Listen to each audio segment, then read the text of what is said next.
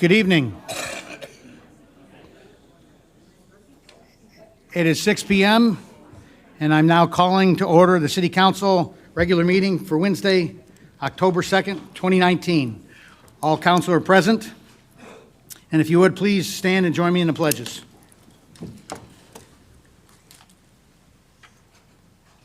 I pledge allegiance to the flag of the United States of America and to the republic for which it stands, one nation, under God, indivisible, with liberty and justice for all. Honor the Texas flag. I pledge allegiance to thee, Texas, one state, under God, one and indivisible. Thank you, everyone. Okay, I'm going to come down to the podium. We have some proclamations.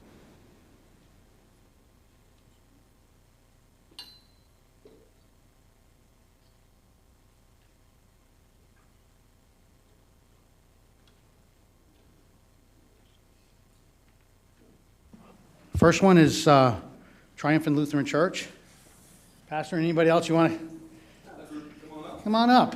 Marilyn wants to report those, so you can do. Welcome.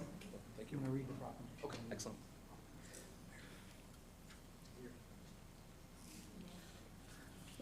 Welcome.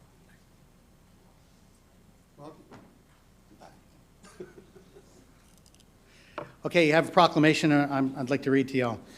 Whereas the 40th anniversary of Triumphant Lutheran Church in Garden Ridge, Texas is being celebrated, and whereas Triumphant Lutheran Church was founded October 21st, 1979 in the Bracken Bowling Alley, with 158 baptized members, and whereas Triumphant Lutheran Church of Garden Ridge, Texas, supported by the people of Garden Ridge, constructed a building on the intersection of Bat Cave Road and Shanetal Road, which was dedicated February 22nd, 1981, and whereas 6 pastors and 1 deacon have served faithfully in the congregation, and the worship and music ministry have touched and encouraged many lives, and whereas Triumphant Lutheran Church connects to the community through events like the Oktoberfest and Vacation Bible School, provides quality childcare, and welcomes community groups to utilize their space, and whereas Triumphant Lutheran Church serves and supports organizations that care for those hurting and suffering, such as True Light 127 Ministries, Randolph Area Christian Assistance Program, Comal County Senior Citizens Foundation, Bracken Volunteer Fire Department, and many, many more.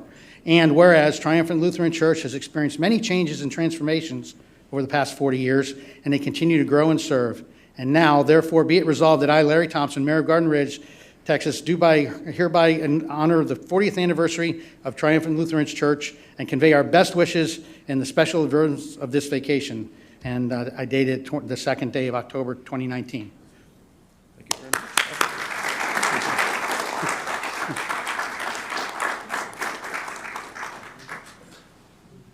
Come on in.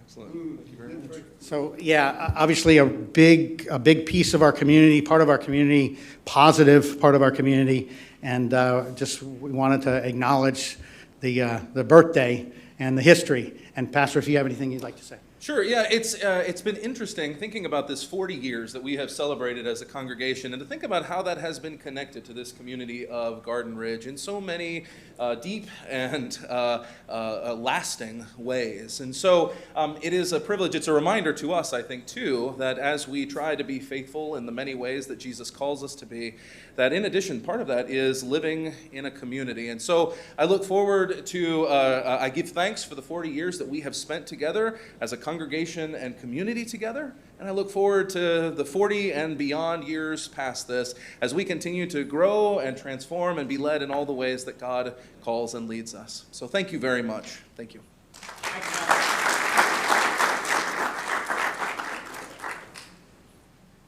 The next proclamation is to call attention to Domestic Violence Awareness Month. And please come on up, Kelly.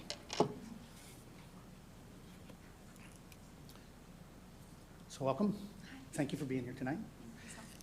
And so we're presenting this to the Crisis Center of Comal County. So there's a proclamation. Whereas in just one day across the United States and its territories, Nearly 75,000 victims of domestic violence sought services from domestic violence programs and shelters. That same day, more than 9,000 requests for services, including emergency shelter, housing, transportation, childcare, and legal representation, could not be provided because programs lacked the resources to meet victims' needs.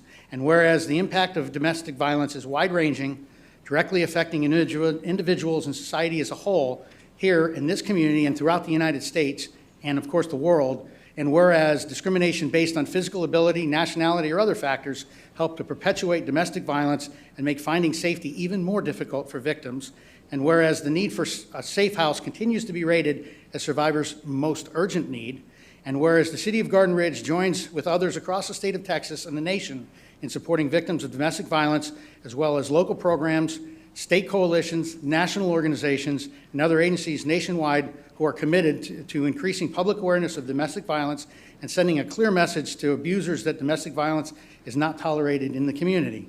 And whereas domestic violence impacts millions of people each year and it can be prevented, preventing domestic violence requires a collective voice and the power of individuals, families, institutions, and systems, each whose number one thing adds a valuable and a powerful component to the transforming of our communities. Now, therefore, be it resolved that I, Larry Thompson, Mayor of Garden Ridge, do hereby proclaim the month of October as Domestic Violence Awareness Month in Garden Ridge. And in recognition of the important work done by survivors, domestic violence programs, and victim service providers, I encourage all citizens to actively participate in activities, programs, and community organizations to work towards the elimination of domestic violence, dated 2nd of October 2019. And what I'll say is we have a few organizations in our community, in our county and in our community that all come together to work this.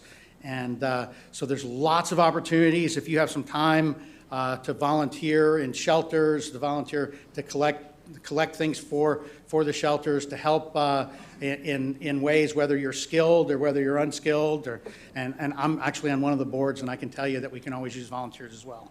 So thank you so much for what you do, and I give you the floor, and Absolutely. thank you.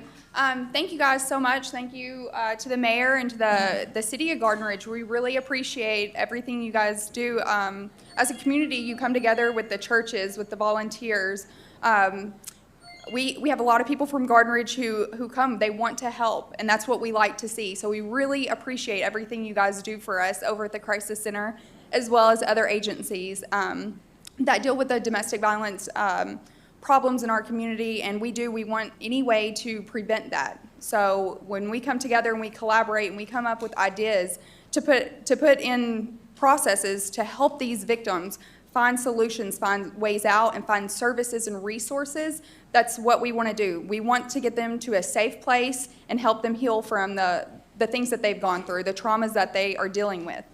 Okay, October being Domestic Violence Awareness Month, we usually do a vigil. And in addition to our vigil this year, on October 24th at McKenna in New Braunfels, we are going to do a panel, and it's going to be offered to pretty much anyone, the council members, the mayor, anyone who would really like to be involved in this panel to collaborate to see what we can do. We're calling it Disarming Domestic Violence because that is our next step in the intimate violence problems that we're seeing. We are wanting to get together with all the agencies, law enforcement, city officials, and the community. You guys are the biggest part of it, so we want you to participate as much as you possibly can. So we would love to see you on October 24th. Let me see what time it is. 5:30 to 7:30 p.m. At the McKenna Event Center in New Braunfels. So I hope to see you guys there. Thank you so much.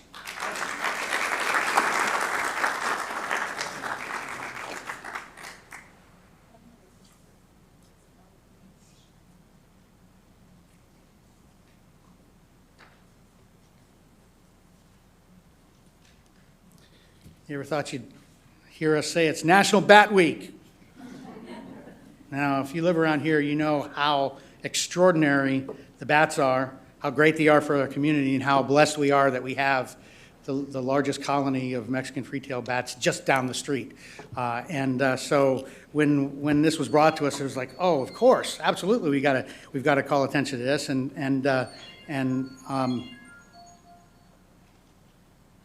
Okay, so proclamation about National Bat Week.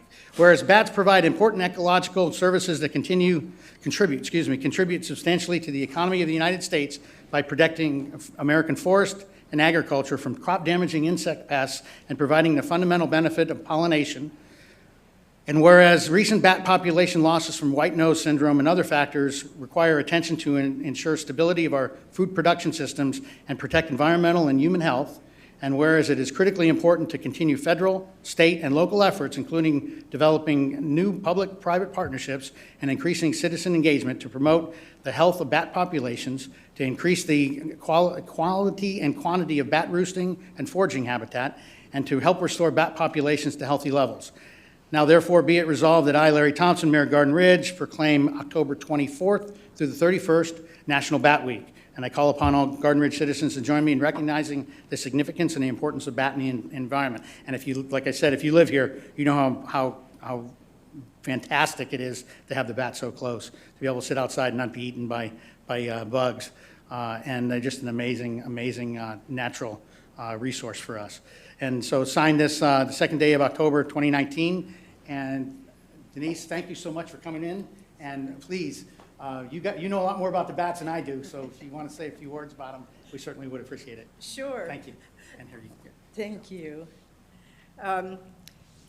This is very neat that we have a time to recognize bats. Besides the fact that this is, as the mayor pointed out, the largest mammalian bat cave in the world, they're also very important members of our community because of the environmental services that they provide. And so it's very exciting to be able to recognize this. Our goal with the Bat International, Conservation International, is to alleviate the myths about bats and to help people to truly appreciate the very interesting mammals that they are. So thank you, Mayor, for this, recognizing this.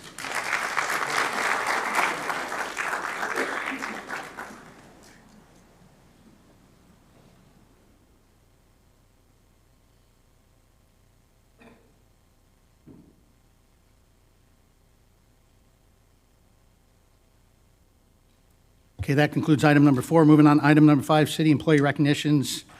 And I'll turn this over to our city administrator, Ms. Kane. Thank you, Mayor. This month, we have several recognitions of employees. The first one is two thank you notes from Jennifer and Jeff Jerome. The first one is to city office staff, Kat, Denise. Thank you for your courtesy and professionalism during our water crisis. It has come to our attention that you have suffered anger and abuse from some of our citizens. We want to thank you for all that you do every day. The second note that they sent was a thank you to Jacob, Dwayne, and all who serve in the water department. They're thanking them for their hard work, courtesy, and professionalism as they work through the water crisis. They wanted to thank Jacob for his prompt and honest response to their request. And thank you to Dwayne for all you do. The second thank you note we received was from Diana Tillery, and it is to Brad Oliveri. She called with concern about her water consumption. Brad went to her residence and found that she had a leak in her irrigation system.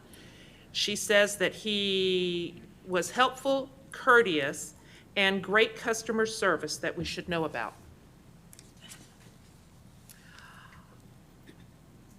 Jill Acha, our police clerk, received a thank you from Eve Odell, and it was a note saying, thank you so much for all you do, and thank you for help with an out-of-town notification.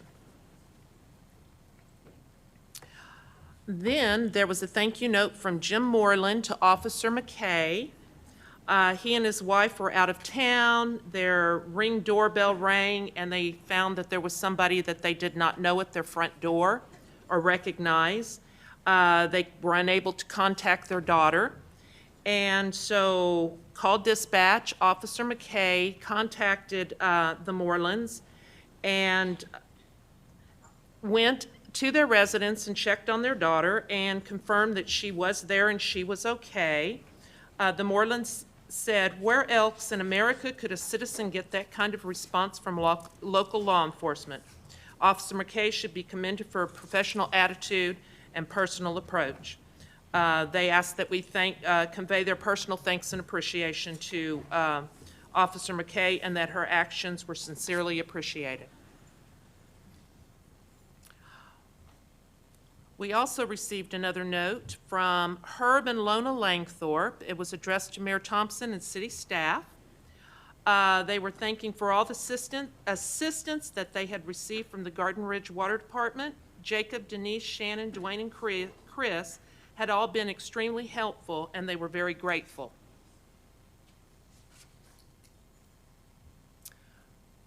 Then we want to recognize some Garden Ridge employees for their dedication, hard work, and their tenure with the city.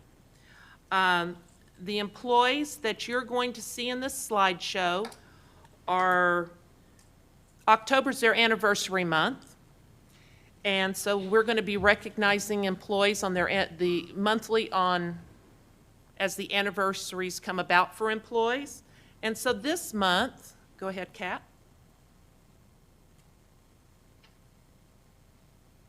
We're recognizing Brian Horn for 3 years of service, Marissa Spencer for 4 years of service, Brad Oliveri for 6 years of service, Dwayne Scognio for 6 years of service, Stanley George for 9 years of service, Manuel Troncoso for 11 years of service, Linda Crossland for 12 years of service.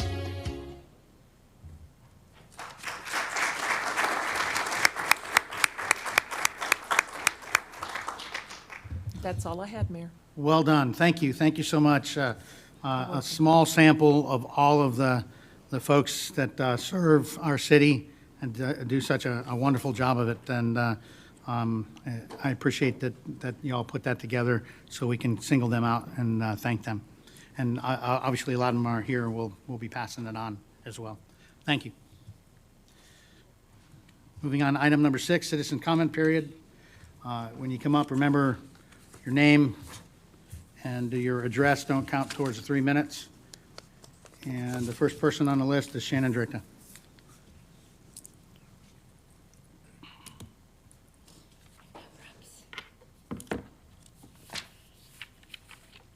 My name is,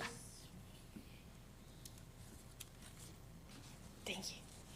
My name is Shannon Drickta, and I live at 9380 Cinchona Trail. One of the greatest assets as a community is the intergenerational aspect of Garden Ridge. If you were at Garden Ridge Elementary during the week of September 9th through 13th, you would have seen a sign that looks like this. And this is a poor example of what was being passed around, so I'm not going to hold it up for very long. But it said, Happy Grandparents Week. But when you see it moving around the cafeteria, you know something exciting is going on. Grandparents and grandchildren were taking pictures, enjoying the company of each other in the cafeteria, literally filled with mayhem. But it was time well spent together. One of the greatest ways that we can have a voice with our school community is through the Parent-Teacher Association, also known as a PTA. Many of you may think you are not eligible for a membership because you don't have a student who attends a school in Comal County, but you can help us have a voice. Adults and children alike can be members for the low cost of $7 per adult and $5 per child. Each membership gives us a greater voice in the state of Texas. We are eligible for incentives that only come by attaining a membership level of certain percentages of the student body. Currently, our membership level stands at almost 400 when we have a student body of around 900 now. Our goal is to get that number closer to 500, so we're still working on that.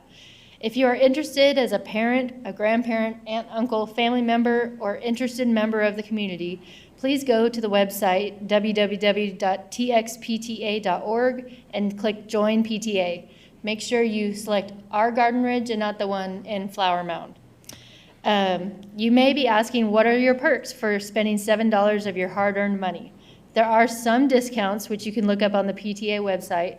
You also get one more membership card in your wallet, which is great. But the biggest incentive is you help us advocate for a better school for our children and the teachers of Garden Ridge. I'm also sure that you've seen the damage the hogs have made in George Ranch and other surrounding communities in the last few days. These are not a new problem, but their destruction is becoming out of control. I'd like to ask, what is the animal control policy that the city plans to put in place to take care of these? I would also like to take my time to ask the Garden Ridge City Police to offer an apology to the members that they shamed on their Garden Ridge Police Facebook page yesterday. I contacted the police 4 minutes after they posted a picture of my neighbor distributing political material. They were fully aware of who it was, but decided to act out of line and continued to leave the picture depicting her as a criminal. Do you know who this is? When I called 3 hours later, I asked why they hadn't removed the picture and was told that they were busy taking care of matters from over the weekend. Who are our police if they're not for the citizens of our community? What police matters are more important to the dispatcher than taking care of the well-being of people who have been here since we were established as a city? Thank you. Next up is Tony Frasca.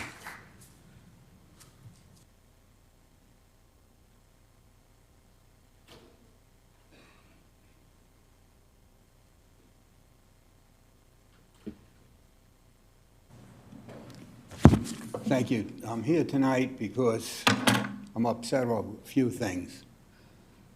One thing is, I saw one of our senior citizens posted, "Wanted." Who is this woman? I think it's a crime that you put one of our senior citizens, a good standing resident, like she's a common criminal, on Facebook and said, "Who is this person?" And wouldn't that be nice to have your grandchildren say, "Oh, look, it's Grandma. She's wanted." Wanted? This is ridiculous. This town is based on friendship, not on horrors. This was an absolute horror for this woman. I feel so bad for her because I know her, but even if I don't know her, she's an outstanding citizen and a senior citizen. So what you did was totally uncalled for. And I think you owe this woman an apology because she's not a criminal. She wasn't doing criminal acts. And many people come to my door, tree cutters, whatever. I don't call the police and say, "Oh, they don't have a soliciting license." But I think you owe this lady an apology for what you did to her, posting her on Facebook. The second thing that I'm upset about tonight, which I just found out, on Monday, and due to illness, we didn't get our application in quick for the farmer's market, and we're a nonprofit group. We're advocates for Garden Ridge Wildlife, nonprofit. We were told that we'd have to pay, so we paid. We submitted. And then we found out that Lisa is in charge of it, so I just spoke to Lisa tonight. She said, "No, we can't be at the booth for the wildlife." So they said, "Oh, no, it's a law," or it's a general consensus from the Marion Council that you're only allowed one nonprofit. Well, we paid. And I like to see the ordinance, and I was told there is no ordinance. And if there's no ordinance, then there is no law. And we were ready to go with this nonprofit for the wildlife. We're trying to do what's best for our community and best for our wildlife. And now we're being hassled again. And I'm tired of being hassled. We're supposed to be a community, one-on-one. But there's vendettas held up here, and I don't like it. And I don't think the people are going to like it too much either. You're going to have to stand up for the people. And I would like to see the ordinance stating that there's only one nonprofit. And we don't have a sales tax number, but we're not. Your time's up, sir. Next is Rick Cross.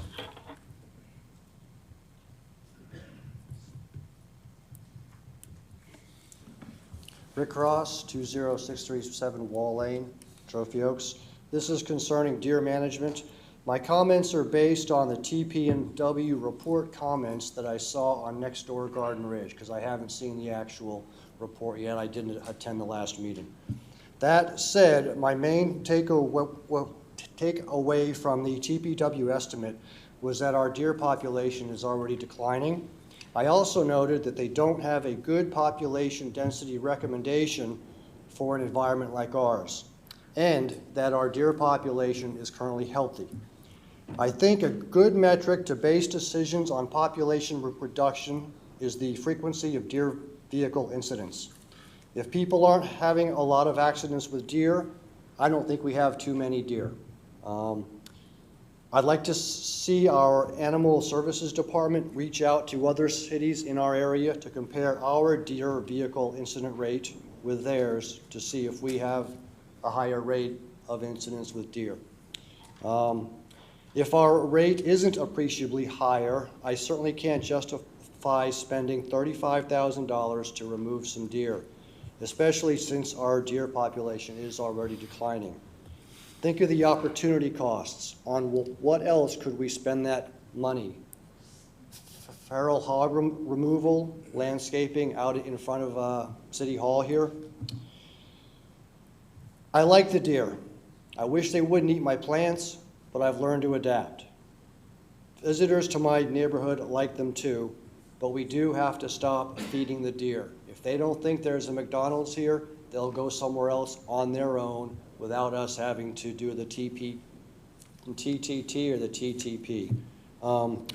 I'd like to hear the reasoning for spending that much money. I hope it's not based solely on the TP&W recommendation. Thank you.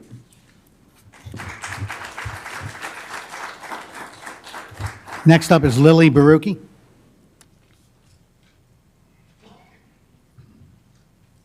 Mr. Mayor, council members, Lily, you gotta turn your mic on.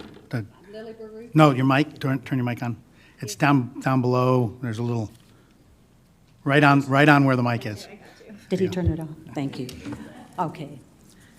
So you heard me. Mr. Mayor and council members, I bring you good news. Friends of the Garden Ridge Library is live and well. We started out like gangbusters last fall. Then we found out we had to make sure we had bylaws and be a 501c3 and have everything put in place. So we delayed a few months, but we started out with a wonderful gathering and a mission statement with our organization. So we do have board members, we do have a treasurer, we do have members, as I said, of the board. Our purpose, our mission statement is to obviously support our Garden Ridge Library.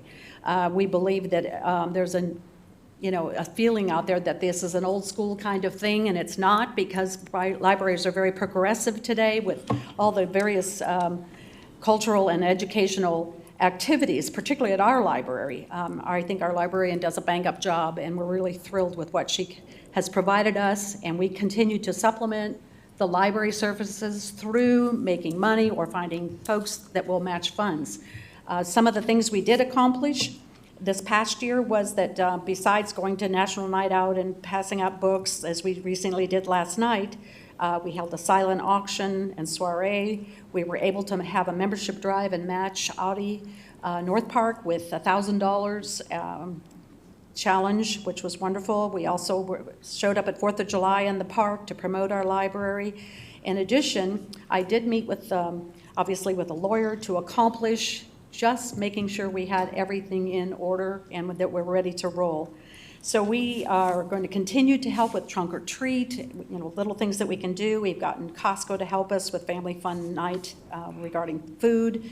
Help the Teen Library Board with Jump and Slide Texas. So there are a lot of different things we're doing, but our goals in general are just to continue to develop in our community an appreciation for our library and value its cultural benefits, as well as just encouraging growth, that there's a need for this community to kind of have a place to gather for courses and speakers. One of the key things we'd like to do is bring in some local authors and share their talents that they can share with us, what they've written.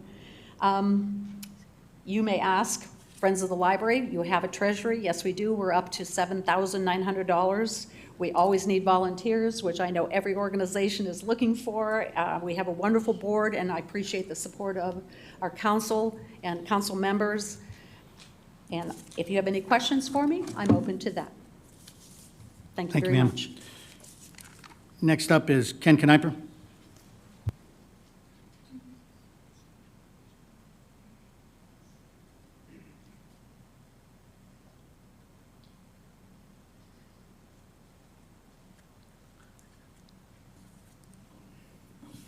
Good evening, Mayor and City Council. Ken Kniper, 8891 Shanetal Road. Tonight I'm wearing my Board of Directors hat from George Ranch. I have been in contact with Mr. Steinmetz and Mr. Mr. Loman tonight, earlier, and I am the POC for the board with those gentlemen, and we're going to trap the feral hogs that are coming in. We think we know where they're coming in at, and we're going to put in a large pen trap.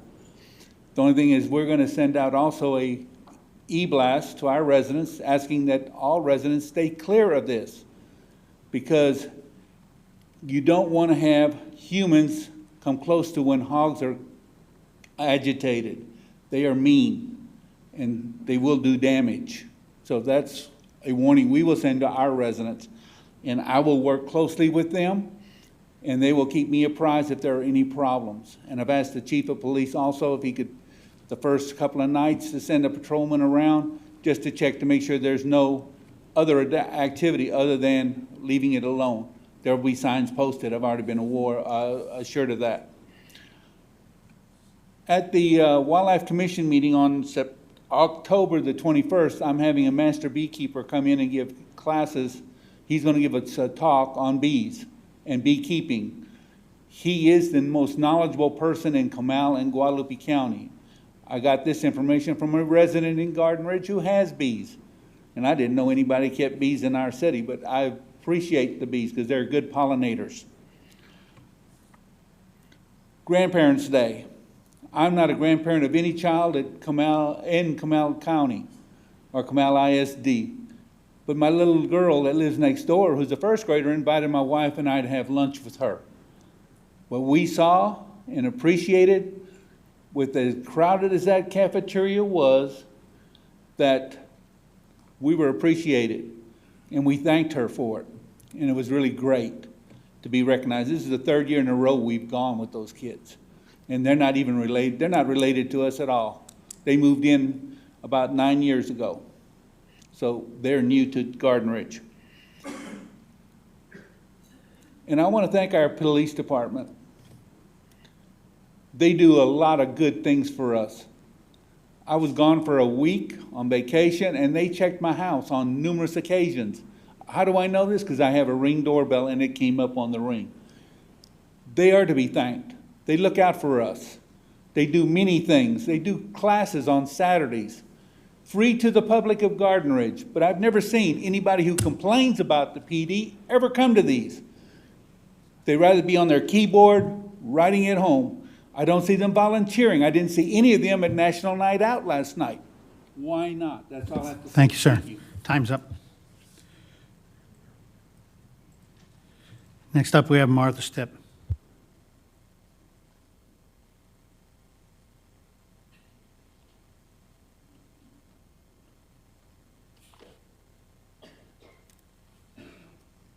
Is it on? Now it's on. Okay. Martha Stipp, 21007 Cedar Branch, Garden Ridge Estates.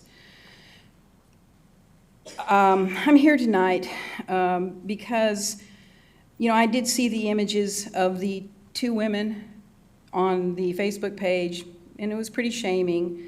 But I'm here to talk about the ordinance that was cited. Ordinance 23, Section 2E says, distributing information for political speech or activity is exempt from needing a permit.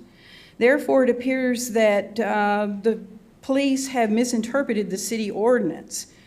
It's not right to treat these people just like they were porch pirates. This is just another example of the continued assault on those who oppose deer trapping. Spearheaded by Mayor Thompson, these attempts to silence a group who have every right to express their opinion on policy they do not agree with needs to stop. I suggest that you all refresh your memory by rereading the First Amendment. First, Save the Deer signs were forced to be removed. When Chief Eberhardt sent out letters to everyone saying that those signs needed to be removed because they exceeded the 30 days. Meanwhile, the chief had a sign long displayed in his own yard, Back the Blue, We Back the Blue, that was still up in his yard. Then I went to P&Z asking for a variance that our signs be allowed to remain up as long as there was trapping. That was denied. It was interesting that the lawyer repeatedly said, but you can change the ordinance, That's lawyers speak for you may have a problem with your ordinance. Okay. The time limit that has been discussed in Reed v. Gilbert, the Supreme Court case, dealt with commercial signs, not non-commercial free speech signs. Now I learn, so we're at a standstill. We can't have our signs. And now I learn that we cannot have a booth at the farmer's market. These continued attempts to silence residents about their opinions against deer trapping amount to censorship. Using city regulations and the police to silence us is discriminatory. Your actions are building a case of abuse of power. All because our city council and mayor think we have too many deer. And it's an arbitrary number, 1 to 5 acres. There is no law that says we need to remove one single deer from Garden Ridge. Remember something important. You are all elected to represent us and our wishes of the majority of the people, not your own personal agendas. You don't have to agree with what we want, but you are bound to make laws that represent what we want, not what you want personally. Please keep that in mind. Next is Mary Ann Sterling.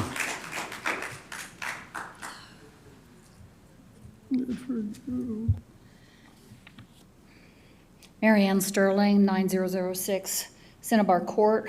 I relish the opportunity to talk to you tonight. It's been a while. I know you've all missed me terribly, and you're on the edges of your seats with anticipation about what I'm going to spew out like tonight. First thing I want to mention, and some other people have already mentioned it, is shame on our city for citing some elderly ladies for soliciting, which makes me think of something else, for passing out flyers about tonight's council meeting. What an embarrassment for this city. I'm sure the news stations would love to know that our police department picks on little old ladies for passing out flyers, talking and encouraging people to come to a council meeting. I think we have better things for our police department to do, especially since their budget is over $1 million, to look into some real crime. Tonight, you're going to vote on whether or not to spend $36,500 of the taxpayers' money here in Garden Ridge to slaughter 200 healthy, innocent deer. Counts show our deer numbers are down and lower than ever, so this really seems to be an irresponsible use of city money and taxpayer money. The bigger threat is the feral hogs that have invaded Garden Ridge. There are posts about it all over Nextdoor. Those are a nuisance. They are destructive, not the deer. They cost homeowners a lot of money. We're still dealing with the water fiasco, not knowing what's coming down the pike. I'm sure we aren't done with that, and we're in for a few more surprises. It's time to put on your fiscal responsibility hats and do what's right for Garden Ridge. Many of you are military retirees like me, and you should understand that fiscal responsibility is important. At the special council meeting, several residents reminded you that you are here to serve the residents. Garden Ridge is not a military compound. We don't serve you, you serve us, the residents. When you look in the mirror in the morning, please remind yourselves that you serve us, not your own self-interests. Next is Robin Snyder.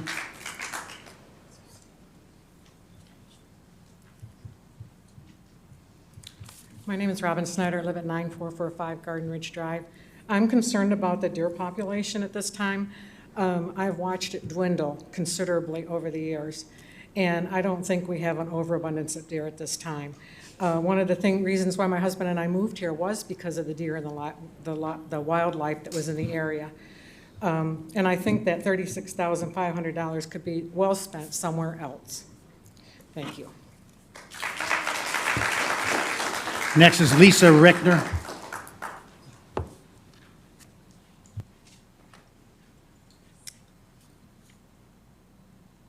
Lisa Richter, 9241 Garden Ridge Drive. Good evening. I would like to address the issue of deer trapping in Garden Ridge. According to our deer counts and herd size calculated by Texas Parks and Wildlife, our deer herd has decreased from an estimated 1,566 deer in 2016 to 931 deer in 2019. That is a reduction of 40% since 2016 and cannot be attributed to trapping.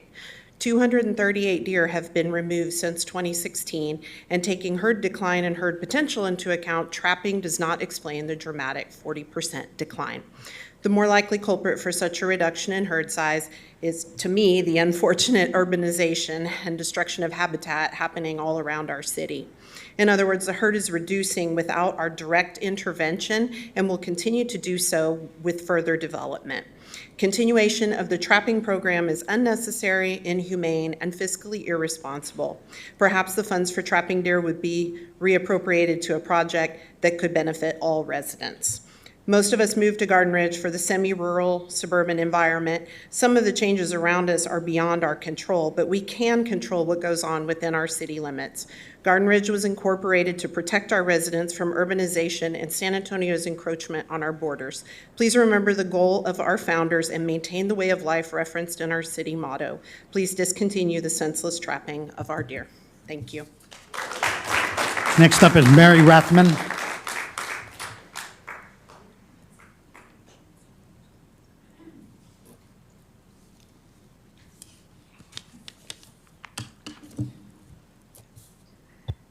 Is it on? Mary Rethman, 9450 Cinchona Trail. My presence at this podium is nothing new. I have stood here many times. You should all know me pretty well by now. Does it get any easier standing here each time? Not for me, it doesn't.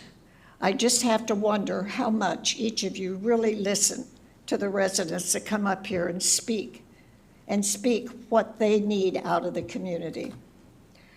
There are many issues that could be discussed here tonight, issues that you, Mayor, and Council are taking charge over and making decisions without the consideration of what the residents really want.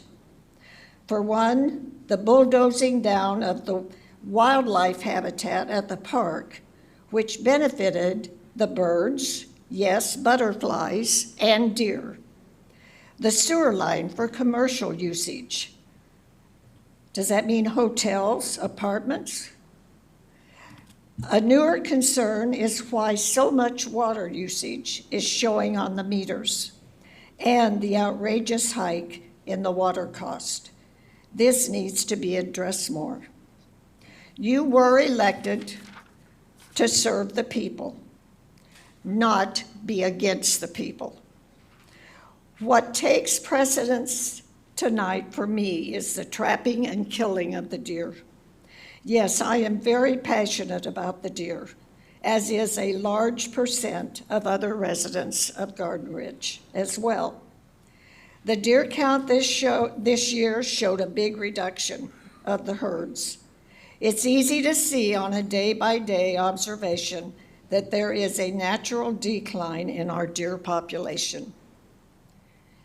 Please listen to the residents, Mayor and Council. Look around at what few deer you see and stop this senseless slaughter of the deer. Next is Deborah Dower. Deborah Dower.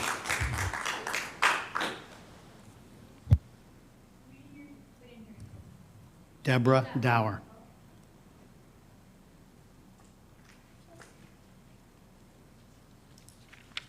I'm Deborah Dower. My address is 2003 Regency Run, Garden Ridge, Texas. First of all, I wanted to say thank you to the councilmen, everyone for being here and helping all of us. It's good that we all can communicate to each other. We have pros, cons, but at least we're one and united under City of Garden Ridge. It is beautiful to live here, very, very beautiful. I'm here today because today on my way home from work, I live in Regency Oaks, excuse me. And every time I come down from 3009 to 2252, it seems like Regency Oaks is the last thing you see. It's the sides of the streets, the vacant lots. I thought we had an ordinance about the height of our property, you know, our grass, our vacant lots and everything. And I'd like to see if the city can please take a look at that, because the other side of Garden Ridge is beautiful. We want our side to be beautiful too. So if you don't mind, if you can please take a look at that for me. The other thing too is the school buses of Comal County are going too fast in the subdivisions. We have children, they're growing more, and the buses are coming into the subdivision faster and faster. Along with our garbage collecting people, they do a good job picking up, but they are destroying the garbage cans. And when I've called the city, they said it's really not y'all's responsibility, it is theirs, but they are destroying the garbage cans. That's another thing. For the future of Garden Ridge, I would love to see, as we're a growing population, we do have assisted living center here. I know, but I would like to put in to, if we're going to grow something in Garden Ridge, I would like to see a long-term care center here too, with rehab. It's wonderful. I'm a nurse. We have lots and lots of people here that we can take care of in good care. I just wanted to throw this out. In the state of Texas, long-term care centers rank 49 out of 50 states being the worst. So I'm hoping maybe City of Garden Ridge can change that. And when we grow to the future, we can grow to the future of everyone here. So this is what I'm saying, and thank you to our policemen, because we go down to Easy Mart and I'm coming home from work, I see 2 police cars there, and they are honestly on 3009 and 2252 watching and sending out tickets to people that are going very fast, because that is a very dangerous intersection. So thank you for that, and thank you.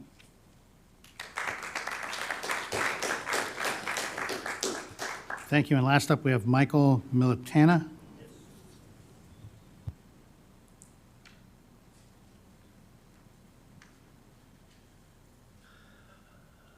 Thank you for letting me speak here tonight. Michael Militana, I live at 2209 Senate Hills in George Ranch. For years and years, my wife and I have worked very hard on our lawn. We had one of the most verdant and pristine lawns in the neighborhood.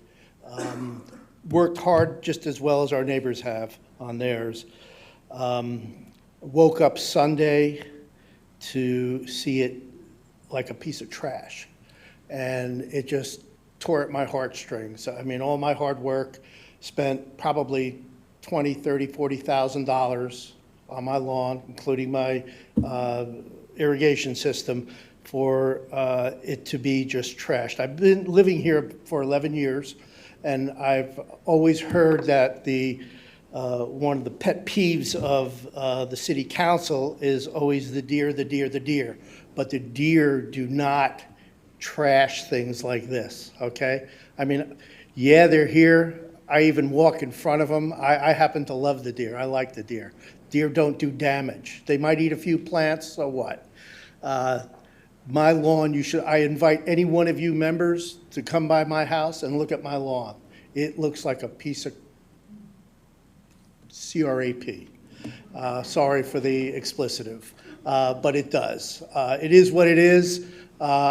I am going to xeriscape, and that it's not going to look as beautiful as it did, but hey, I am tired of putting my grass back together. I've been doing it for 4 days now.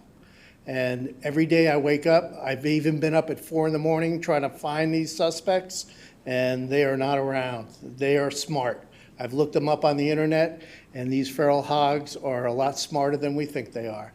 and I've listened to the esteemed gentleman saying we have traps, we have this, we have that. They're not going away. They're not going away. Because y'all building a school, I realize I'm an animal lover. They have to eat. Where are they going to eat? They can't eat there. Where are they going to eat at? They have to feed their bellies, so they come here. So thank you very much for your time.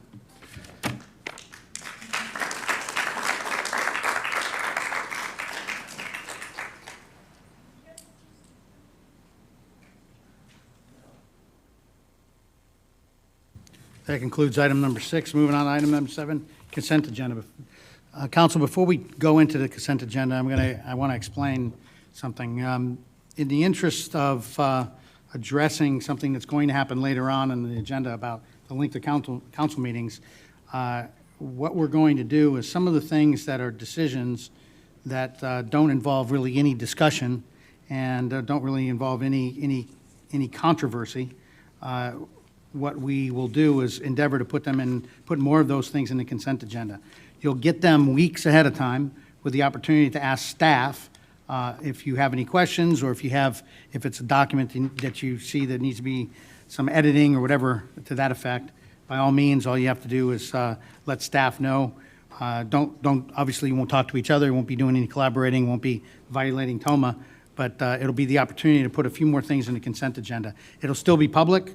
It'll still be in the package. The public will still be able to read whatever's in the consent agenda, and yet we'll be able to move things along a little bit quicker.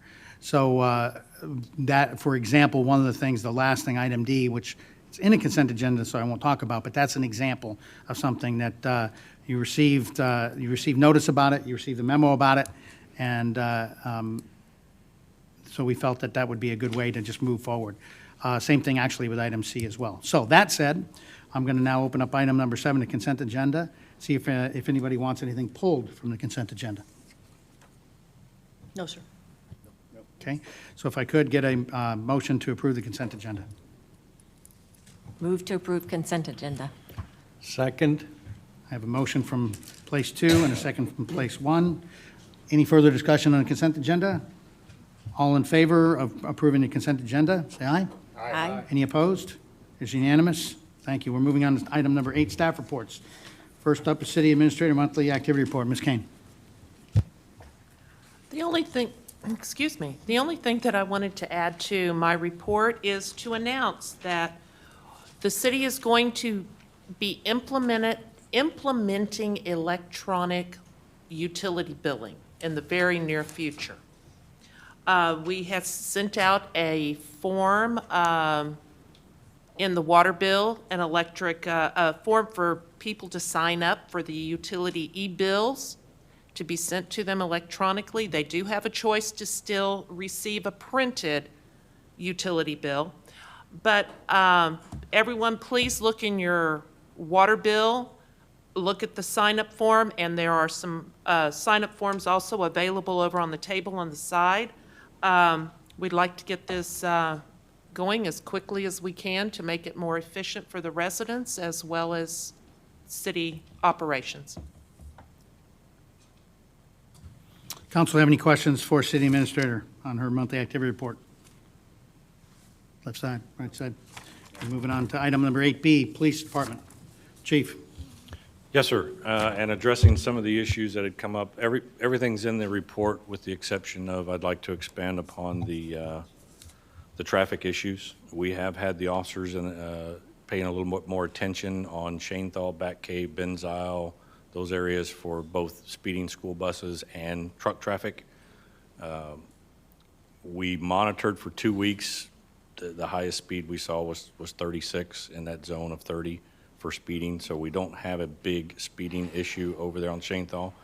We will be monitoring that a little closer, and I'll explain that here in just a second. But in that same time, they split their times, and in the last 60 days, we did change the through truck traffic signs down on Naco Loop and Doer Lane and so forth, and as a result of that, the guys stepped it up, and there have been 36 citations issued down there in the last 60 days.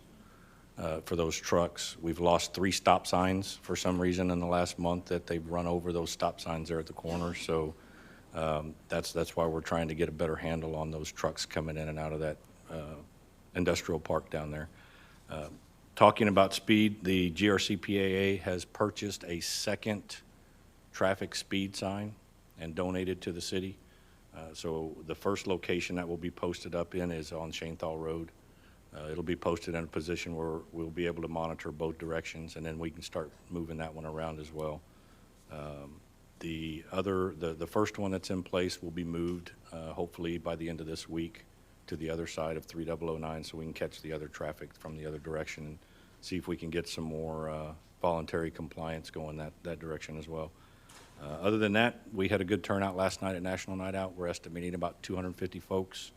We had a lot more kids this year.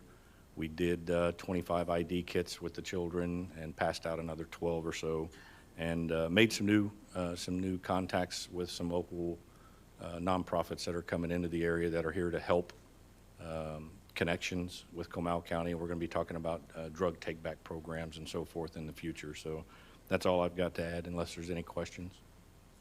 Starting on the right side, any questions for PD? Thank you very much, Chief. Good job with National Night Out. It was great. Moving on to item number 8C, Public Works. Mr. Steinmetz.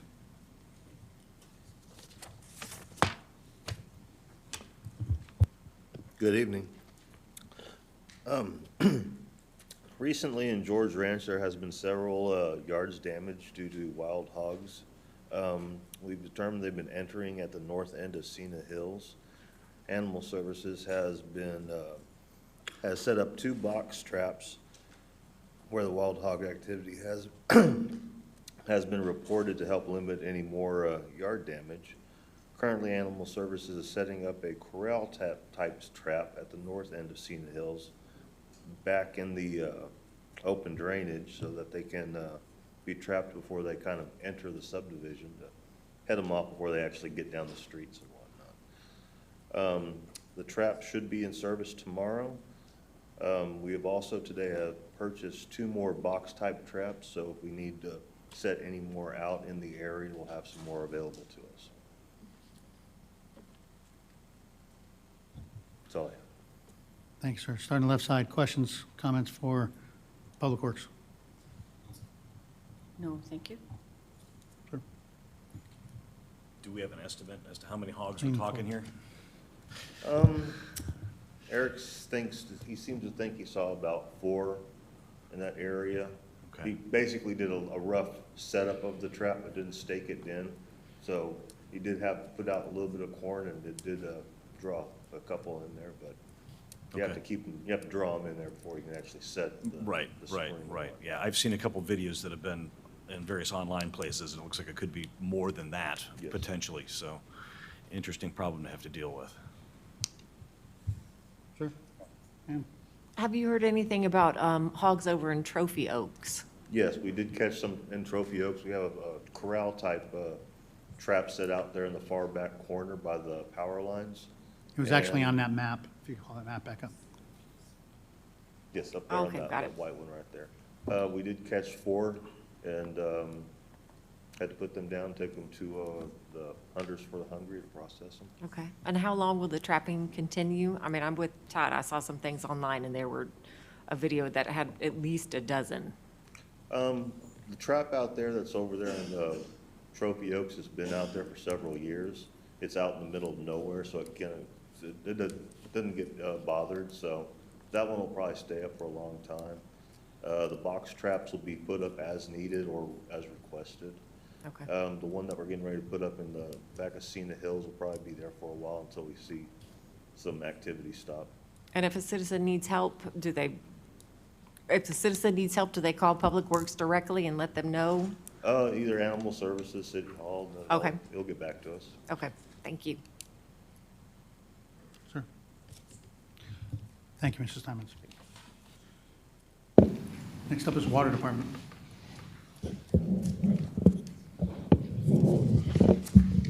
Thank you, sir. I have nothing to add to the report, and I can answer any questions you may have. So on the right side, any questions for Water. No questions, but a big thank you for all you're doing to try to keep our citizens happy. I know that we made a mistake and we're trying to fix things as fast as we can as far as the rate goes, and that brought up a lot of questions about consumption. I know you've got guys out there checking meters, helping identify leaks, and I know it's really put you on the front line of things, and I've heard great things. So thank you for all that you're doing. Thank you for recognizing that. It's a team effort, and the whole team is pitching in. I've heard. Thank you.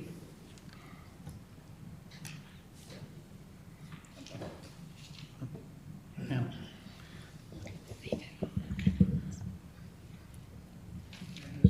Thank you, Mr. Parsons.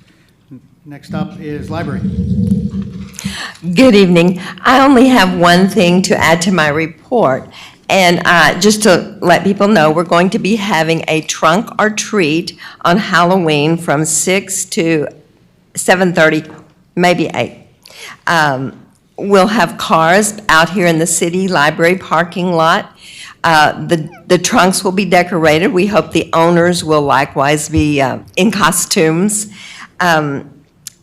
And we do have room for just a few more cars. If people don't have kiddos coming to your house and you miss that fun you get of handing out candy and then sending them home all sugared up, we'd love to have you come. We would be setting up at 5:30. This is a safe place for kiddos to come and gather a lot of candy in a pretty short amount of time because they'll be limited in where they can go. And the Garden Ridge Assembly down the street on 399 is doing theirs also that night. And so we talked last night at National Night Out and decided we could help each other. They'll send people to us and we'll send people to them. And this way the kids can just get more loot in a short amount of time. So if you'd like to participate also, but you can't be there physically, we'll take donations of candy. Do you have any questions about this or anything else on the library? For the library, questions, left side? Thank you so much. Thank you. Look forward to it. Appreciate it. Next up is item number 9, city engineer product status.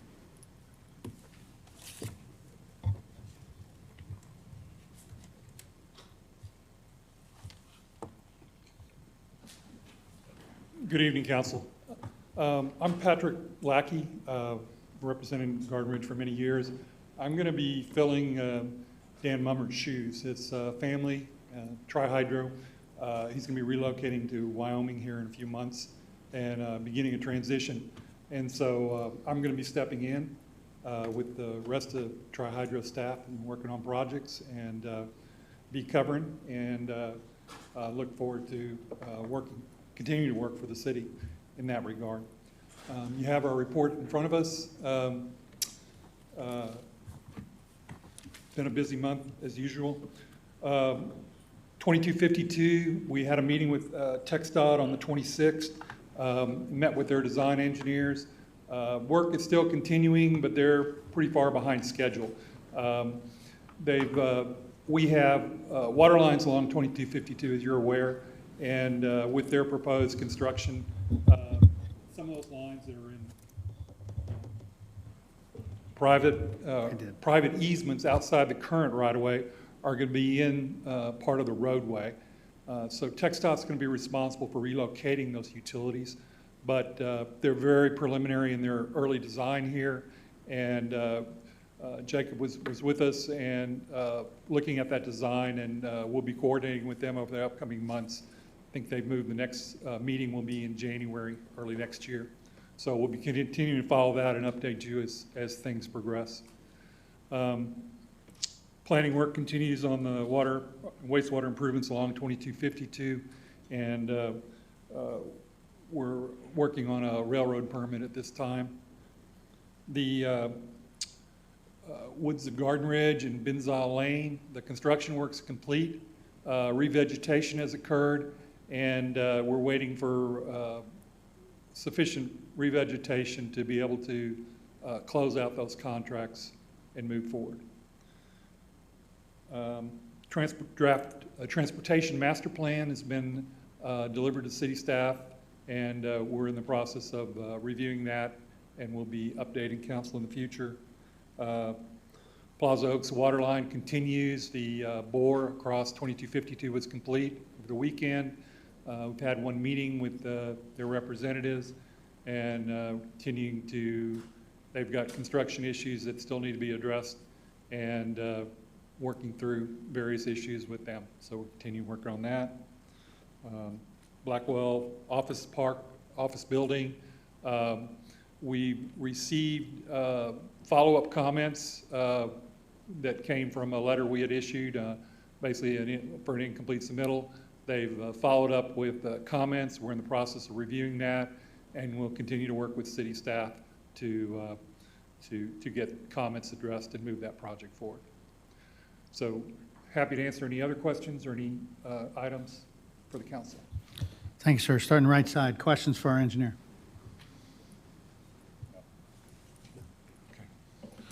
Thank you. Thank you, sir. Next up is item number 10, City Commission Committee reports. First off, Planning and Zoning, one meeting since since council has met. And Dr. Miller, the floor is yours. Don't have a whole lot to bring forward to City Council at this time. As you mentioned, one meeting was canceled, and the second meeting was actually quite short.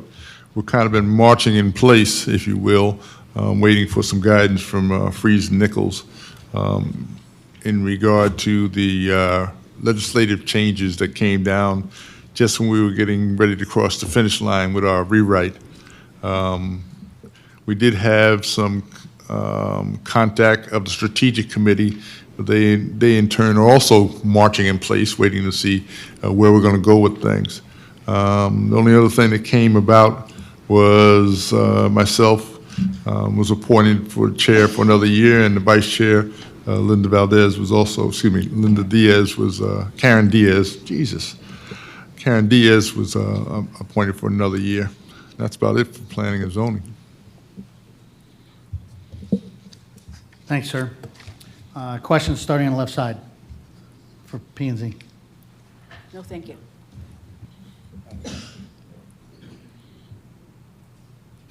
Yeah, I had heard about those legislative changes. How much of an effect do they have on the work that you had done up to about 2 months ago? Well, the bulk of them would affect the building standards and site plan standards, where we can't restrict the builders and what they want to use, the building materials and things of that nature. We're working. We expect to work with other cities that are also affected to try to get some trade-offs, if you will. One of the things we're discussing is maybe some trade-offs, like if you do use the building materials and things that we prefer, we may let you have less impervious cover, okay? We may trade you some impervious cover to use better building materials. Otherwise, the builders may, well, the way it's written now, they can pretty much build with whatever they want, almost. That's what it seems like to us. It's not that severe, but on first glance, it doesn't look like the materials they use would be what we'd want and have not been to our standards in the past in Garden Ridge, let's put it that way. But we're hopeful that we'll be able to work something out. The other cities, I think, are having the same problem. And amongst the other cities in the state, I'm sure they'll come up with something. I'm hoping we're not waiting for case law before we do anything. Somebody's got to throw it out there and see what the builders really want. We're hopeful. That's all we can say at this time. Mayor Pro Tem McCaw, if I could add to that, to actually quantify what the effect of the legislature, the new legislation, I would have to estimate between 50 and 60% of the ordinance as drafted that was made its way through was eviscerated by the new legislation.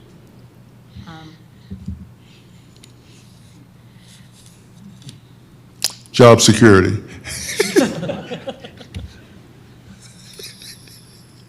Thank you, Dr. Miller. Thank you very much for all you all are doing. Next up is Corey. Do we have anybody from Corey Commission? They had one meeting, anything to, They had one meeting.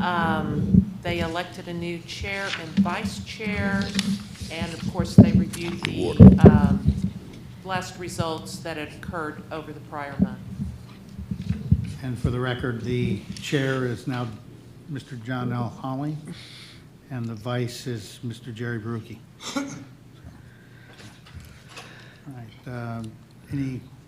any questions for the record for the Quarry Commission? The Quarry Commission's not here, but starting over on the left side.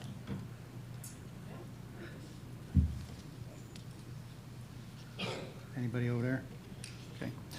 Next up is Water Commission. Thank you, Mr. Mayor. And newly minted Chair of the Water Commission, Mr. Valdez. Go ahead, sir, you have the floor. Thank you, sir. First, I want to start off with a big thank you to David Heyer and Dick Holloway for the dedicated service to the Water Commission. David served for 16 years, and 8 of those last years, the last 8 years, he was chairman. Dick Holloway served for almost 12 years and was co-chair for 8 years also. So they will continue to serve the city as they're members of other commissions as well. So anyway, a big thank you to them first. And like you said, Mr. Mayor, with their departure, I became chairman, and Commissioner Kevin Harshberger became appointed co-chair. So I guess the last 2 city council meetings were kind of my initiation in this. First item on the agenda that's on your agenda was to discuss the new water rate structure. We don't have anything to present this month.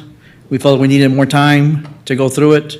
The commission appointed Commissioner Harshberger and myself as a committee of 2 to work with city staff to look at all the work done by Water Markets Incorporated and look at all the data inputs, revalidate everything, and come up with a rate structure to propose at the next Water Commission meeting at the end of the month, October 22nd, and then hopefully present something to the City Council at the November 6th meeting. So, any questions at this point on that? So council, again, no recommendation, and they're gonna spend some more time taking a look at it, and expect that possibly next month you'll get a recommendation from the Water Commission. Questions or comments on that topic? Mr. Valdez is not done, but just for that topic, any questions or comments? Okay. Go ahead, sir. I'll continue. We had a short presentation by Patricia Hartley. She's a longtime resident of Garden Ridge. She made a presentation on water saver landscaping design. She's a coordinator for Gardening Volunteers of South Texas. Gardening Volunteers of South Texas focus on water conservation and environmental awareness, and they serve as an educational resource for the community. Anyway, you can check, they got a webpage called gardeningvolunteer.org. Look at it when you have time. They provide a lot of good information, a lot of classes they have. We're going to continue working with her and others to come up with some educational ideas. We have on our agenda for next month also to talk about that. But something that we can present to the community, either a session like we did Oak Wilt or something online available to help our set of residents with water conservation, zero landscape, things like that. So whatever we can come up with, we'll do that. We did have a representative from Census. They're the manufacturers of the iPro meters. It was a good presentation. Talked about the meters, their magnetic technology. Their meeting performance is linear at low and high rates. It's straight aboard accurate. Perpetual accuracy. Certifications show from 99.5% to 108% was accurate on the meters. They showed us the certification paper they had. There's no wear parts in the meter. Like mechanical meters, they wear out. The problems that do have is it's a digital. It's a readout that they'll blank out. So any failure of a meter is always in the favor of the customer. It'll get water without being indicated on the meter. So we feel good about the meters as far as their accuracy, and I know that the water department's been checking those. So everything that's they told us it had been validated by the water department. We did talk about another enhancement to the water bill, including in the water bill a rolling 13-month graph that shows the consumption by month, and you can see throughout the year where your consumption is, plus the last year's same month. So if you're looking at August for this year, you see August last year as well, and look at that. So I hope that helps. That should be coming out in the next month or so, by later this year as well, with electronic billing. Our next Water Commission meeting is scheduled for October 22nd, so we invite residents, we'll be talking about the rates at that point. And also want to remind that we have one commissioner position open, and any interested parties, welcome to go to the webpage or come to sign up to the City Commission Volunteer Interest Form, enter a resume, or talk to anybody in staff. So that's all I have. Thank you, sir. Starting over on the right side. Questions, comments for Water Commission? I do. I'm going to put a little plug in here for what you just asked. Okay. Thank you. We've got some citizens that are obviously very concerned about what their water bill was. Yes, sir. We've got a vacancy on the commission, which would be a perfect spot for a concerned citizen to get involved and actually help out with setting the water rate structure.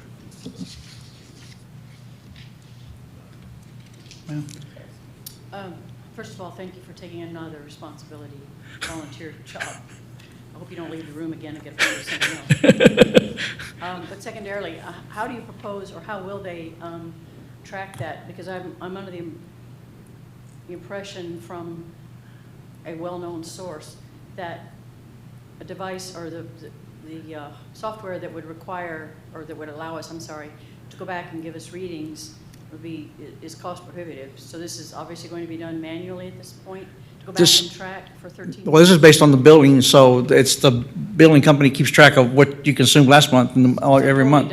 It's done outside through the billing process. Outside service, and that it wouldn't be exorbitant? We don't have figures on annual maintenance or anything yet, do we? We do. I mean, that we want to figure out. No, okay, let me just jump in, we can make this quick. You know, in your electric bill, it says what your bill was what your usage was for the last 12 months? Yes. That's what he's talking about. Okay, he said 13 So- months. 13 months, yeah. He said 12 or 13 months, okay. The 12 or last 13 13 months, 11 months, doesn't matter. The fact is all it's doing is it's saying what your usage was for the prior. It's in the record. If you keep your bills, you'll see it too. I do keep my bill. So there's nothing external or internal, it's just what your bill was. Apparently, Yeah. you're not understanding my question. Okay, thank you. I'll get after you with that after the meeting. So, Mr. Valdez, thank you for stepping up and arguably a hot time to be doing it. I know I twisted your arm pretty hard to even get on the commission to begin with, and like everything else that happens to us, the next thing you know, you're in the hot seat. So thank you very much for doing that, and we appreciate your expertise as a professional engineer stepping in to help us out with all this. Thank you. Next up is item 10D, Wildlife Management. Good evening. Mr. Gunn. I loaded up on chocolate ice cream before I came, so I'm ready.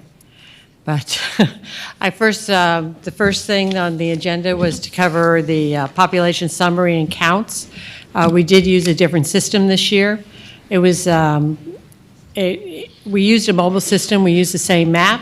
The mobile system is the only one that's recommended by Texas Parks and Wildlife and outside agencies for urban deer management, but there was controversy last year that we didn't use a different type of count. So we had it worked on, and with Craig Hensley, who was our Texas Parks and Wildlife biologist, and his supervisor. And that was to help with the transparency and to give the citizens of Garden Ridge, the feeling that their counts were accurate and that the way that the counts were done, the mobile counts were done right. So we only did 3 counts this year. And we had 4 people at each count, which is different than what we've done before. And we had 2 people from the commission on each count. We had 1 private citizen volunteer on each count. And Mr. Hensley was the driver. He would also stop and help us identify spikes, the young bucks, which are difficult sometimes to tell. So I think that the counts were done very well. We had, so we'll review the sheets in a minute. The only hitch in it, I think on day 3, we had 3 members of the advocacy group. For whatever reason, they decided to tail us, which was, I felt, very unusual, and made comments in our last wildlife meeting that they felt the counts were inaccurate, that the counts number 1 and number 3 were inaccurate, and plus they sent an email to Craig Hensley telling him that they followed him, and of course, he felt it was questioning his integrity. It was very difficult. So I did apologize on behalf of the city. That was a lot of extra work for him. He was working 2 jobs at the time. So on our findings, on the counts, I believe everybody received a copy. So we do have the final copy. And this is a recap of the spreadsheets. And we do have less deer than we had last year. It's an estimate, of course. Last year was an estimate. This year is an estimate. And we actually are estimating now that we have 1 deer for every 3 acres. Our long-term goal was 1 deer for every 5 acres. This year, the overall population estimate is 931 deer. And as I said, it's an estimated population. Every year there's different circumstances which can, lend to the counts being more or less accurate or inaccurate. When people used to feed the deer a lot more, they would herd a lot more in people's front yards. And so the counts might have been higher than they should have been because of the people feeding the deer. This year, our temperatures ran 10 degrees higher than they did last year, and so deer are less active when it's extremely hot. And I'm not a hunter, I don't really know that, but from the things that I read and talking to the biologists, that's what they've told me, and perhaps hunters know that too. Not really sure. So our counts are 931. Last year, it was over 13, 1 deer for every 2 acres. So there is a significant difference in count. Some is because of we did culling last year, and some could be for other reasons. Our recommended deer harvest from Texas Parks and Wildlife was 200 deer. They recommend approximately 150 does and approximately 50 bucks. They do say that if we want to make a stronger impact, that 250 antlerless deer or does would reduce the population possibly down to the 1 for every 5. So that is the recommendations. I also want to say at this time, last year, I'm really glad there's a lot of people here tonight. Last year, a lot of people didn't realize we missed out on an opportunity to move 200 of our deer because of different things that happened. So we weren't able to transport deer. This year, we do have another opportunity to transport deer. We received word from Jessica Alderson in Bear County. She's already working with 2 ranchers that would like our deer. I received another call from Craig Hensley at his last meeting that he had with ranchers. He had people that were also interested in receiving some of our deer to be transported to them. So last year, unfortunately, we weren't able to do it as we originally wanted to because we put it off too long. And this year, we have another opportunity. So I do want to put that out too. Is there any questions about the counts, the manner that we did them before I go, and our recommendation before, or to give you our recommendation? Do I have any Starting over on questions? the left side, any questions about the counts? No. I don't particularly agree with going with 100, or the maximum count that the Parks and Wildlife, Texas Parks and Wildlife said we should take. I think we should back off of that just a little bit, back down to your recommendation. Okay. Sir?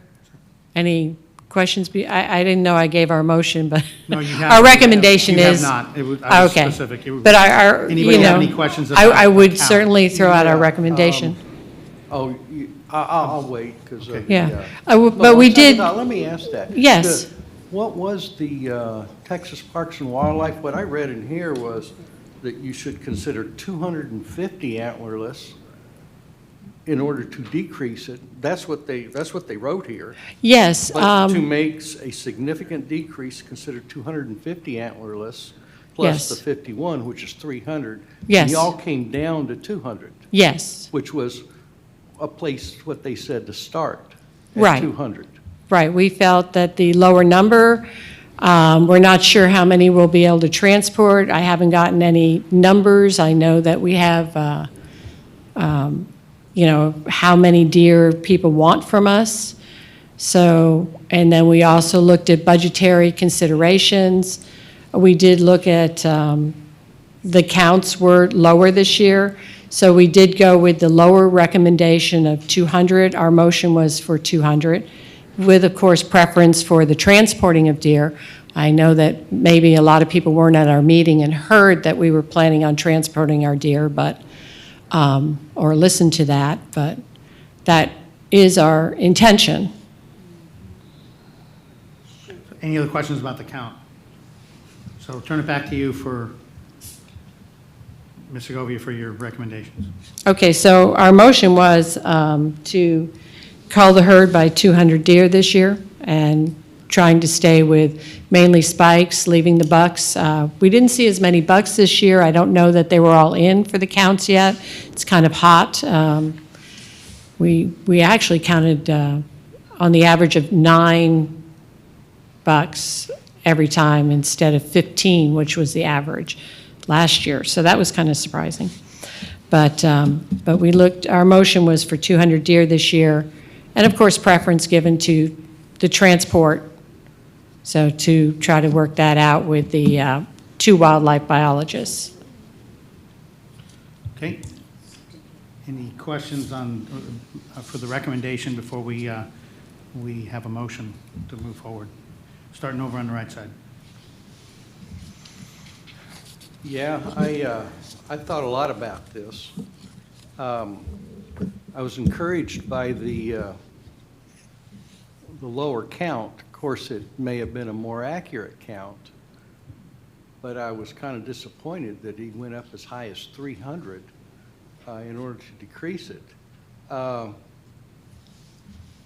biggest thing, quite frankly, is the people who feed. And I know a lot of the people who don't want us to trap feed the deer. So it's not like they're part of the solution, they're part of the problem. Yes. And if they would stop feeding, then this would go away naturally. I credit a lot of the decrease over the last 4 years to the ordinance, I think it was 2015, that said it's illegal to feed the deer, but of course some people want to see deer 24/7 on their property, so they feed them anyway. That's a big problem, even though PETA, People for the Ethical Treatment of Animals, Humane Society, Texas Parks and Wildlife, and Garden Ridge all say, don't feed the deer. Yet people feed it anyway. I think it's very selfish of them and pretty arrogant. They want one thing, but they do something else, and it's totally wrong. But even with that, I'm encouraged that over the last year or so, Chief he mentioned that it appears that fewer people are feeding. If some of these heavy feeders would stop, then that would be the end of it. But after hearing their comments, I don't think they're going to stop. Couple things. I had a friend from Florida visit last week. He saw a couple deer and he got real excited, he and his girlfriend. So I put them in the car and drove them around the neighborhood so they could see the deer. That's one reason I moved out here. I like to see the deer. However, last week, I think it was Thursday or Friday, I turned onto my property and there were 4 bucks, young bucks. One of them was a 1 point. It was not a spike, it was an older one. It had 1 point going up and it was ugly. Right beside it was another one, 1 point going up, and it was not a young one because it was a 3 point. The other side had velvet on it. So the one on the right side that was the 1 point, that was a legitimate mutation or whatever you want to call it. There are some deer out there that got real problems. My first comment was, those need to be out of here, because if they grow up and start breeding, we're going to have more funny-looking deer. And I've seen the pictures of them, and I got pictures of bottle jaw on my property. Of course, I also got a picture of a melanistic deer that's absolutely beautiful. But anyway, my feeling is, whereas I would love to say, let's not trap because it's going down, I feel since we did a new type of count and they still said you should go with 300, but y'all went down to 200. If we do 200 and people stop feeding, chances are we'll never have to, hopefully, not have to do this again. It's possible. Thank you. My comments have to do more with the decision-making process, so maybe if a motion's made, I can weigh in then.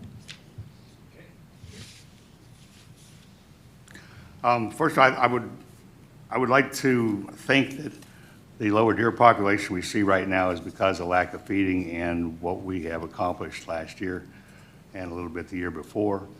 John's last statement, I think, made a lot of sense. I would like to have one more successful trapping and then take a hard look at ceasing it or go into a maintenance program. It's certainly possible. I do not want to see our deer population down to 1 deer per 10 acres. That's not Garden Ridge. I don't want to see it, and I'm not going to be voting for that. So, but I think you're in the right direction with just 200 deer. I guess this is the spot for this comment coming out of me. There have been some questions about fiscal responsibility, and people are raising that question.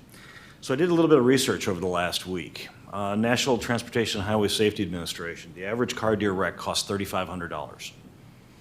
We've arguably had 74 of them as of the end of last month in the city of Garden Ridge, because these are deer carcasses that are removed from our roadways. So we've had probably something around 74 deer removed from our roadways so far this year already. If you assume our deer are a lot smaller and they're literally half the size of the northern deer, even if you go in there with a number of a third of that $3,500 average, that's $74,000 that are being paid by the people in this area. $74,000, more than twice what we're putting out there in a budget for trapping some deer. $74,000 have been paid to repair cars. Okay, smacks me as a little bit fiscal responsible to try to save people that money. I like that we're trending down. I like the fact that, and a gentleman asked you earlier this evening about the car deer wrecks. We are below last year's level. If you go back far enough, our high year was close to 1 per day. So we've made a big dent in what's been going on, because we're way below 1 per day now. And I'm using that kind of as my own personal metric for how successful we're being with managing our deer herd. So that's where my thought process goes on this. I don't want to continue doing a program. 1 to 10 doesn't make it either. I think we can be fine at about 1 to 5. The previous wildlife biologist had expressed that as her personal opinion of what she thought was a good number for our deer herd. That was Dr. Elizabeth Bates. She now has a PhD in wildlife biology. So I think that's probably a good number to aim for. No. Okay, anybody else have anything before we get a motion? We have on the table a recommendation from the Deer Management, the Wildlife Management Advisory Commission of 200 deer this year, with an emphasis on relocating. Are we approving their budget, Mayor? Budget's already approved. Oh, okay. So this is this specific action, that you just got the recommendation for. I move to approve. Okay, I have a motion from place 3. Can I get a second? Second? I get a second from place 1. Further discussion or questions? Yes. This is a super tender topic, for the city, and the deer are special to all of us. And we continually hear comments about who do we serve? We were elected to serve people. And I just wanted to make a note about my own decision-making process. I'm never here to force feed people their vegetables. I'm out there listening to people, and I'm talking with people. I did this through the campaign. I do this every day. In my opinion, if you're not serving, you're not leading. And I'm out there talking to people, and people are telling me that they enjoy not seeing roadkill all the time. I'm hearing people say that they see less sick deer. I heard a lot of people in the campaign say when I was campaigning, how much they love deer. And I heard people say that their family had suffered because of car accidents, this and that, the other. But I think the most definitive indication of what our citizens want was the election. The advocates made it a referendum on deer. The 3 other people that ran and were not elected to council made it a referendum on deer. So I think in my mind, that is the first indicator of what our citizens want. I've listened to that, heard that, the vote reflected that, and that's the priority. The citizens are the priority, and we are listening. Just because you're loudest doesn't make you the majority. And secondary to that is the Texas Parks and Wildlife Division recommendations. It's not arbitrary, and it's not meant to be cruel. What they're doing is taking a holistic view of Garden Ridge. We all love the nature here, the totality of it. And Texas Parks and Wildlife is recommending that we reduce the herd to help our bee, our butterfly, our bird population, our oaks. We're not regenerating any oaks. Any sapling is quickly eaten by deer. So it's about the biodiversity of the city. So it's not, in my mind, I don't like to think about deer being slaughtered. I hate when people use that word. I think it's inflammatory. It's about following what the experts recommend. So just a note that I am listening to the citizens as the priority and also considering what the Texas Parks and Wildlife Division recommends. Thank you. Any other comments or questions on this motion? Okay, so again, the motion is to accept the recommendation of 200 deer this year. Place 3 with the motion, place 1 with the second. All in favor? Aye. Any opposed? It is unanimous. No, I'm sorry, sir. I didn't hear you say no. Well, I was getting my speaker on. I am opposed, please. Okay, so place 5 is a no. Place 1, 2, 3, and 4 are yes. Cynthia, thank you. You're doing a wonderful job. You and your entire group. So, Thank you. Hang on, you have anything else for? Oh, yes, then I have other business. Go ahead, Ken please. already covered his education on beekeeping.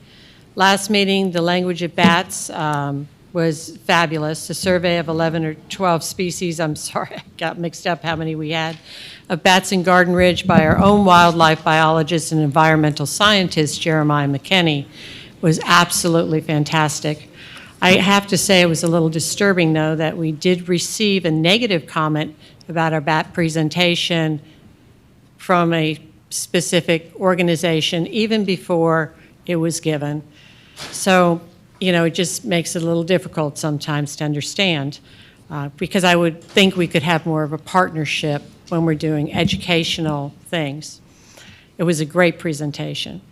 Unfortunately, we also received Jeremiah McKinney's resignation from the commission, stating his business was going to be preventing his attendance, even though he offered to help us complete the wildlife management plan as a consultant at no charge to the city, just like he did the bat presentation for the city, which actually he charges other cities and organizations for. That was a very excellent thing that he did. That's one of his businesses.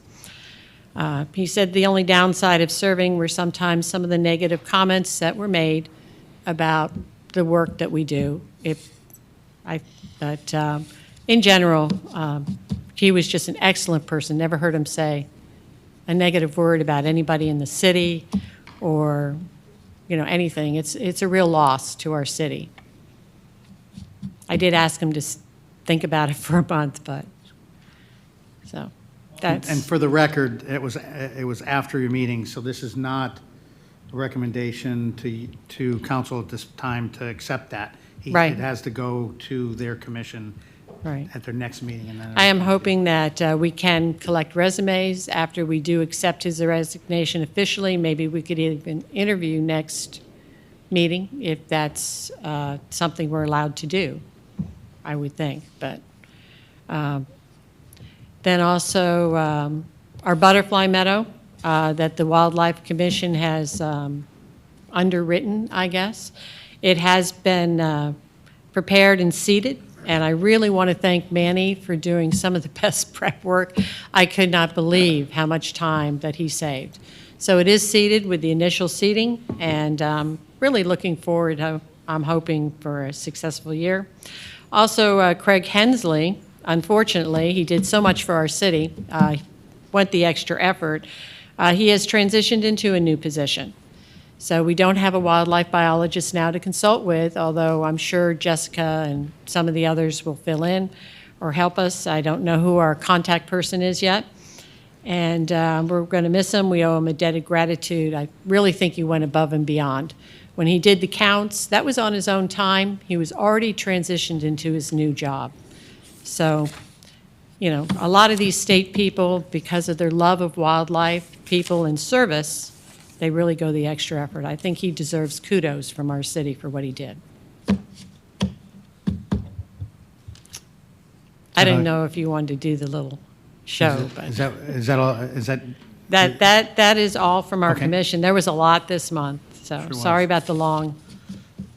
Starting on the left side, any comments or questions for the Wildlife Management Advisory Commission? No, thank you. Sir. I'm going to say thanks for all you do, and then I'll put another shameless plug in like I did with the waters. We have people that are very concerned about our deer. It sounds like there's going to be a vacancy on the Wildlife Management Commission. Might be a good place to try to get involved in stuff that goes on in this city. And all wildlife. Sure. Just disappointed to hear about Jeremiah, and please extend our thanks to Craig. He did a great job, and I was sorry to hear some of the negative things that were headed his way. I agree with Todd. I would love to see some of the people, or at least one of the people who opposes, to get on. I know there was one person there, that was kind of a tough situation, and she resigned, but there are other people that, they got cool heads and they got good ideas. I'd love to see them on. And I'm also very glad, for a period there on this, because it had been going down, but since you're going to be transporting instead of processing, that's great, or as much as you can. And I'm really glad to hear that. Well, I certainly hope we can work that out this year. Yeah.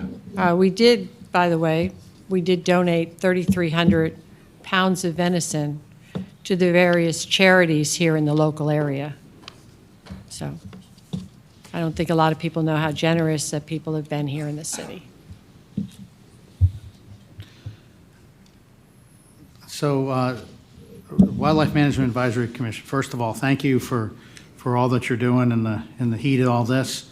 A couple things, if you would, please pass on to Mr. Hensley our appreciation for all the work that he did, the mentoring, the lessons, and then pass on our apology for the abuse that he received not only in person here when he gave a briefing, but then through the notes that he's receiving. He didn't deserve that. He's just doing his job. He's sticking to what he knows dispassionately as far as that goes, and he didn't deserve it. So please tell him that we, the council, apologize that he received that kind of treatment, and he's always welcome here in Garden Ridge. Also, it's unfortunate to hear about Mr. McKinney resigning, but for those of you keeping track, this is the second person that overtly said they were leaving a commission because of the environment. So this is something that we are going to talk about, and this is something that we need to deal with. The point that at least a couple of you made, hey, if you got a problem, be part of the solution, usually falls on deaf ears. Well, it doesn't usually, it almost always does. So thank you for all that you do. We and your folks do. We really sincerely appreciate it. It's thankless, but so we're trying to thank you. Oh, thank you very much. Actually, for the most part, it is a pleasure. I've learned a lot about all kinds of wildlife, habitat, met some really great people. So I think overall it's been an excellent experience. Thank you. Okay, moving on to item 10E, Garden Ridge Parks. Dr. Miller? Yes, sir. Parks has been moderately busy over the last month. We have continued with the ongoing plans for the Christmas tree lighting. We're thinking about maybe adding some things. Like so many other organizations, we're having some trouble with volunteerism. We're working on that. The committee as a whole is adjusting to a new leadership style and guidance, if you will. We're prioritizing the multitude of projects, many projects and concerns that are on the, help make up the Parks Committee, if you will. We've been working with Public Works and the Wildlife Commission to get the Butterfly Meadow squared away out at Paul Davis Park. And we're also working with Public Works. Spent a lot of time over the last couple of weeks moving some boulders and repositioning some boulders that were donated to the city through the Forest of Garden Ridge Homeowners Association. And that took up a lot of time. And they're being staged out at Paul Davis Park at this time for use later in landscaping and other things.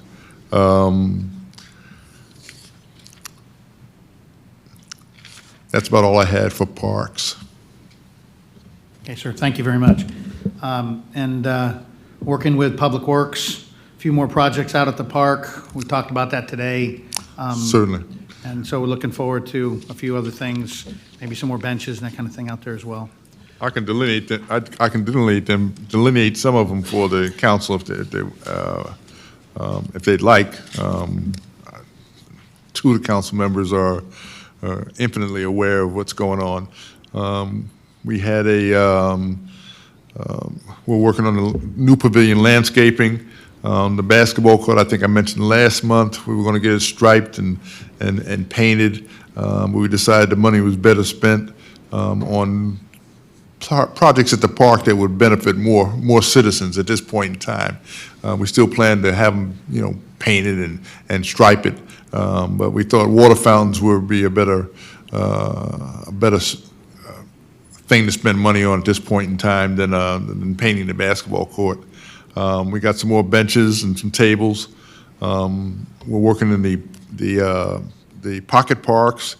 We got a swing that finally came in for a Regency Run pocket park. Fairview Circle, the Eagle Scout project is proceeding and should be well underway by the next time we have a meeting in November. We're going to try to add some adult swings to the other pocket parks somewhere down the line.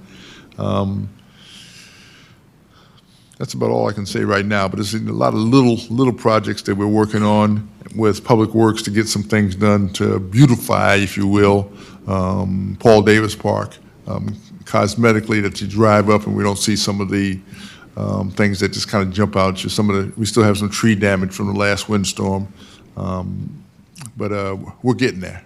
We're getting there. Absolutely. Questions for Parks Committee, starting right side?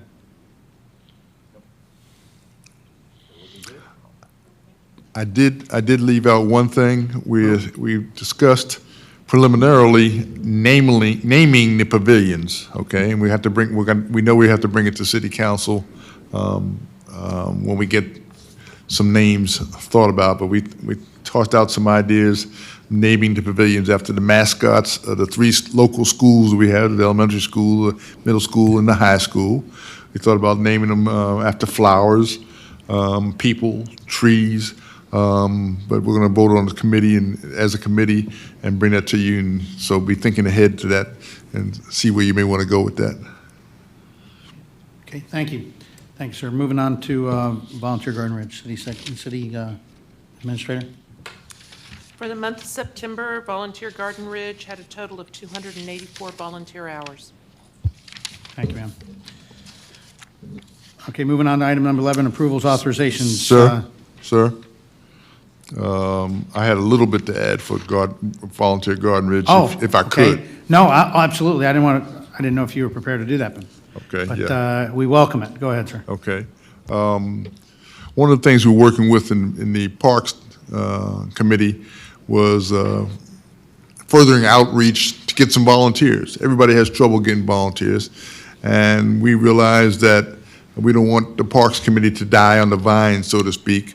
So we need some more volunteers. Some of the things that we're thinking about doing will appeal to the younger demographic of the city, if you will. We advertise in the grapevine and the water bills and things like that.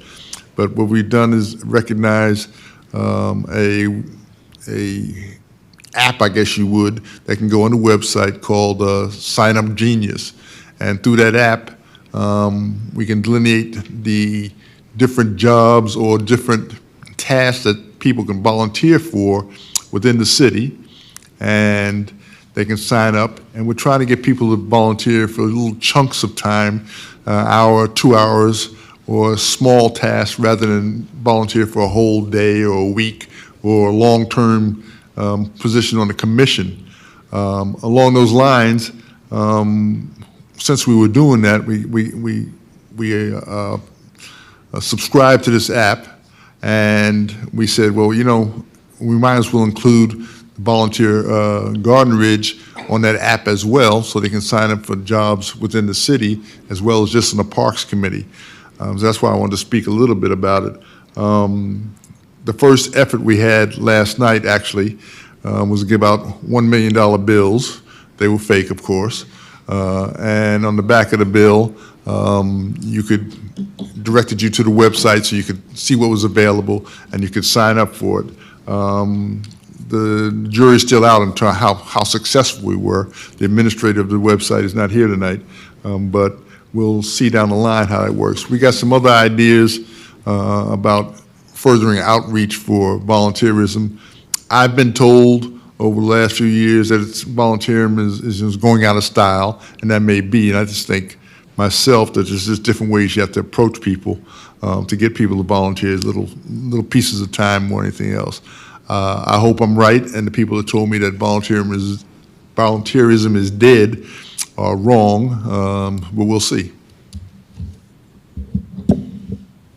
Thanks, sir. Appreciate that. And, the other uphill battle is I know of at least 2 people that have deliberately said they're done with the Parks Committee for the same reason that we had 2 people quit commissions, because they're tired of the attacks. So we need to address that as well. But we appreciate, and the app is a great thing to use as well. We appreciate that. Thank you for what you're doing. Okay, so now moving on to approvals, authorizations. First one is adoption of City Garden Ridge Capital Improvements Advisory Committee procedural rules. You have it in your package, and I want to turn it over to our city administrator. The Capital Improvement Advisory Committee is, in the past, has been referred to as our Impact Fee Committee.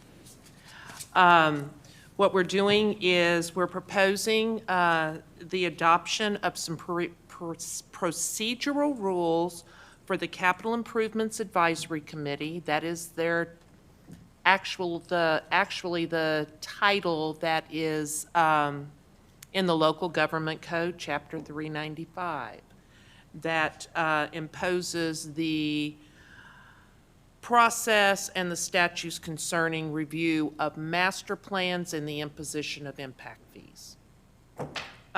This committee would be responsible for reviewing all of our master plans, water master plan, wastewater master plan, street master plan, and drainage master plan, as well as making recommendation on those plans with the associated impact fees for those plans to the city council.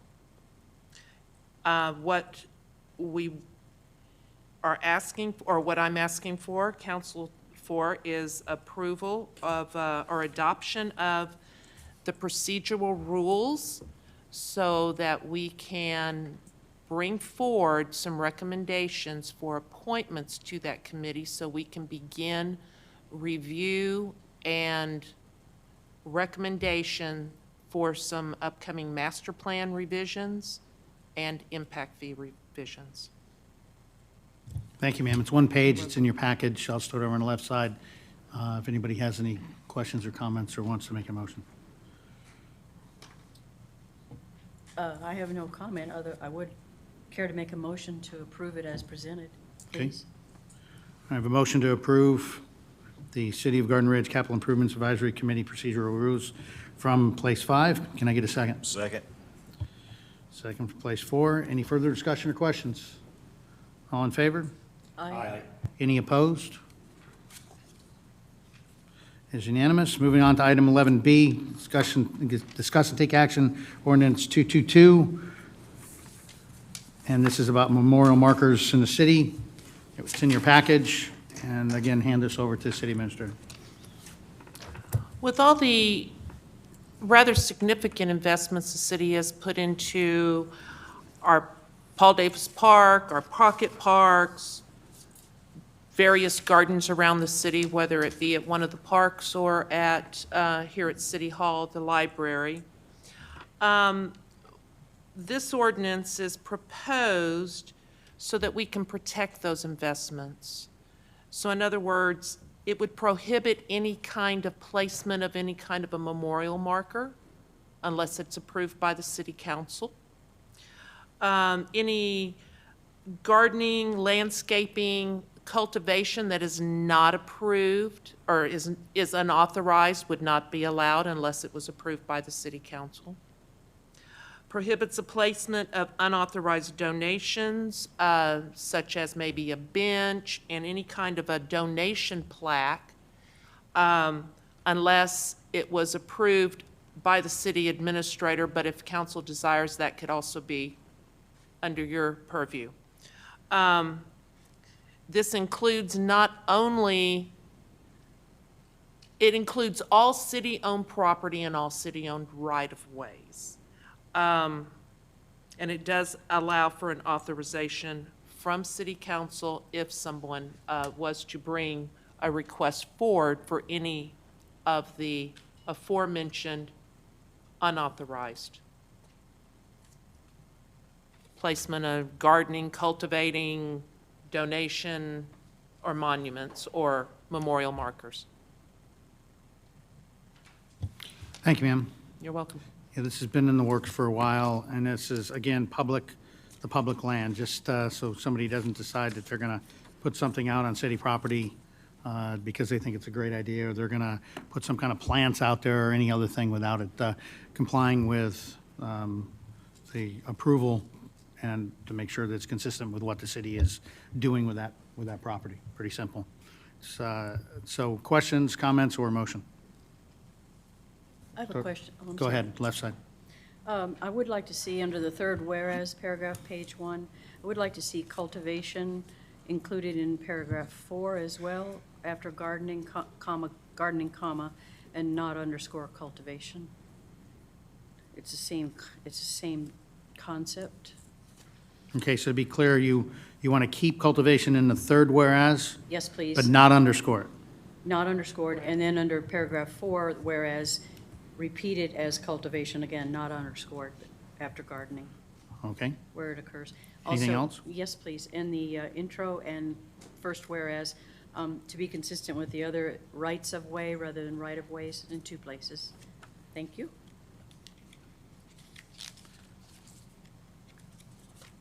Anything? Oh, I'm sorry. No, thank you. Anything? Since council is going to have to be responsible for approving any of these things, there was one item you said it would be for your approval. I would suggest let House go ahead and approve all of it. That's fine, if that's what council.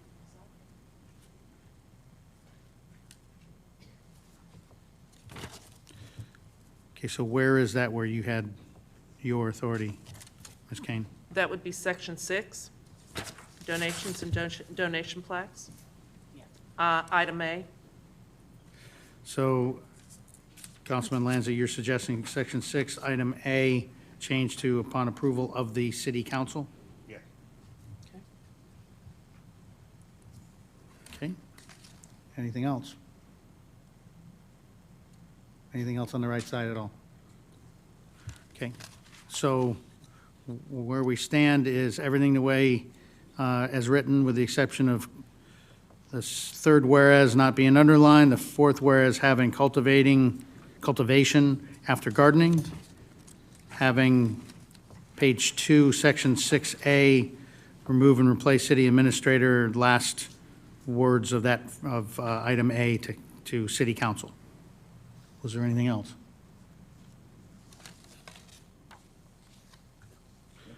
So that's the proposal coming from staff. Does anyone want to give a motion for that? Move to approve as with the recommended changes, corrections. Okay, motion from place 5. Can I get a second? Second. Place 3 with a second. Any further discussion or questions? All in favor? Aye. Any opposed? It's unanimous. Ms. Kane, thank you very much for that. Appreciate the work on that. 11C, implementation of ordinance 34. This is about the third-party monitoring contract. And hand it over to Ms. Kane and to our attorney. Good. I'm going to ask our city attorney to review the implementation of the third-party monitoring contract and any other items concerning the that are necessary for implementation into ordinance 34. Go ahead, Ms. Greenwood. So as y'all are aware, the city council adopted certain revisions to the blasting ordinance. One of those revisions was that the city would now directly contract with a professional service to provide blasting monitoring services to the city. Because it is a professional services contract, we were allowed to select a contractor and negotiate directly with them. In this particular case, we were required to ensure that the contract that was presented to us met all the requirements for a governmental contract, which we have reviewed for that purpose.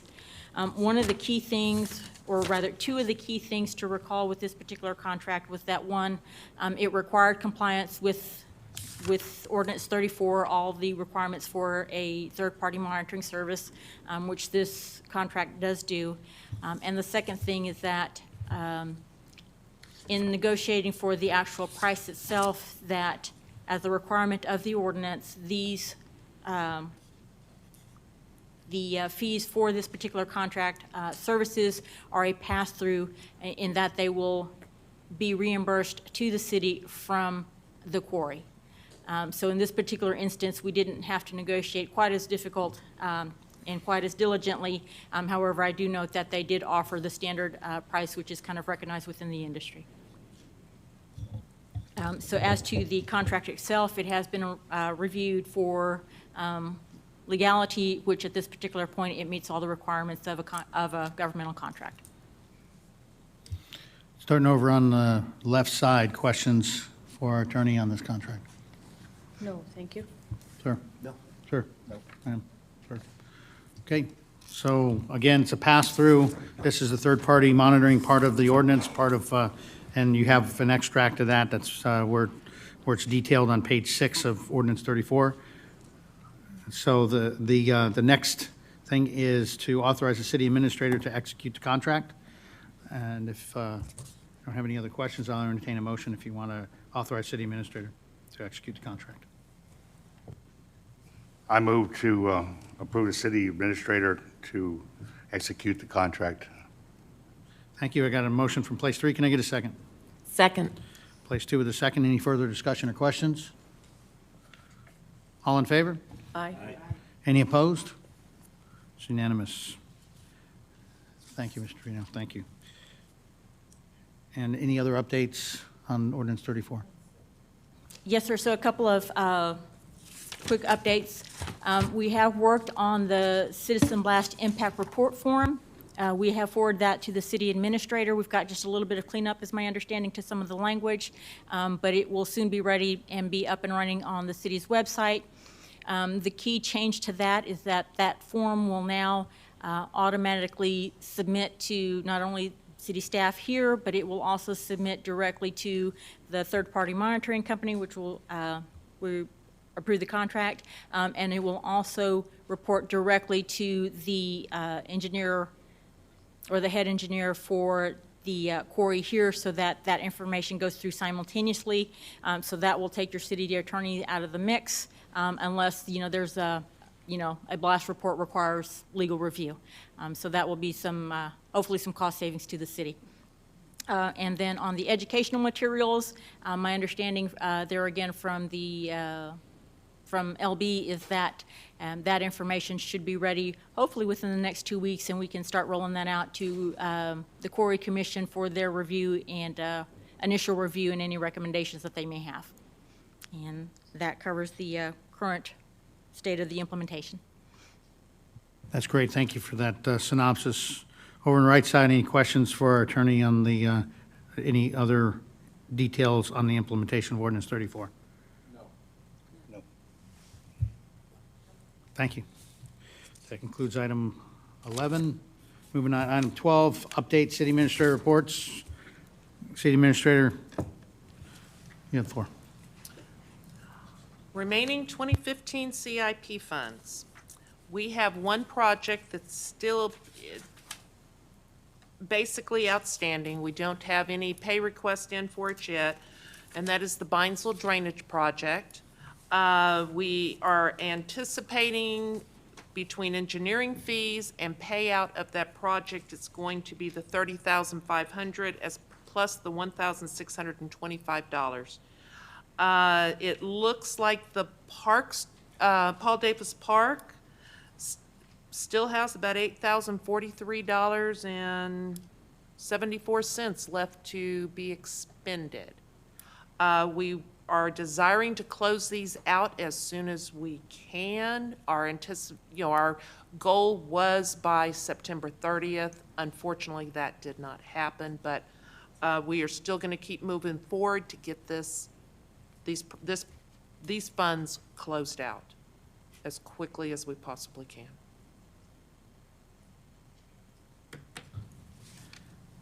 Thank you, ma'am. Now, the next one is the city use of the password management system. Ms. Spencer. Thank you, Mayor. So we are in the process of getting all of the invitations out to all of staff. All of council should have received their invitation from me to your personal email address. So let me know if you did not get an invite. It should say LastPass on there, and then you'll create your account. So let me know if you have any questions. I expect within the next week, we'll have all the invitations sent out, and we're looking at the last week of October as some possible dates to set up some implementation and training sessions. So once we get those nailed down with times, I'll also send that information out as well.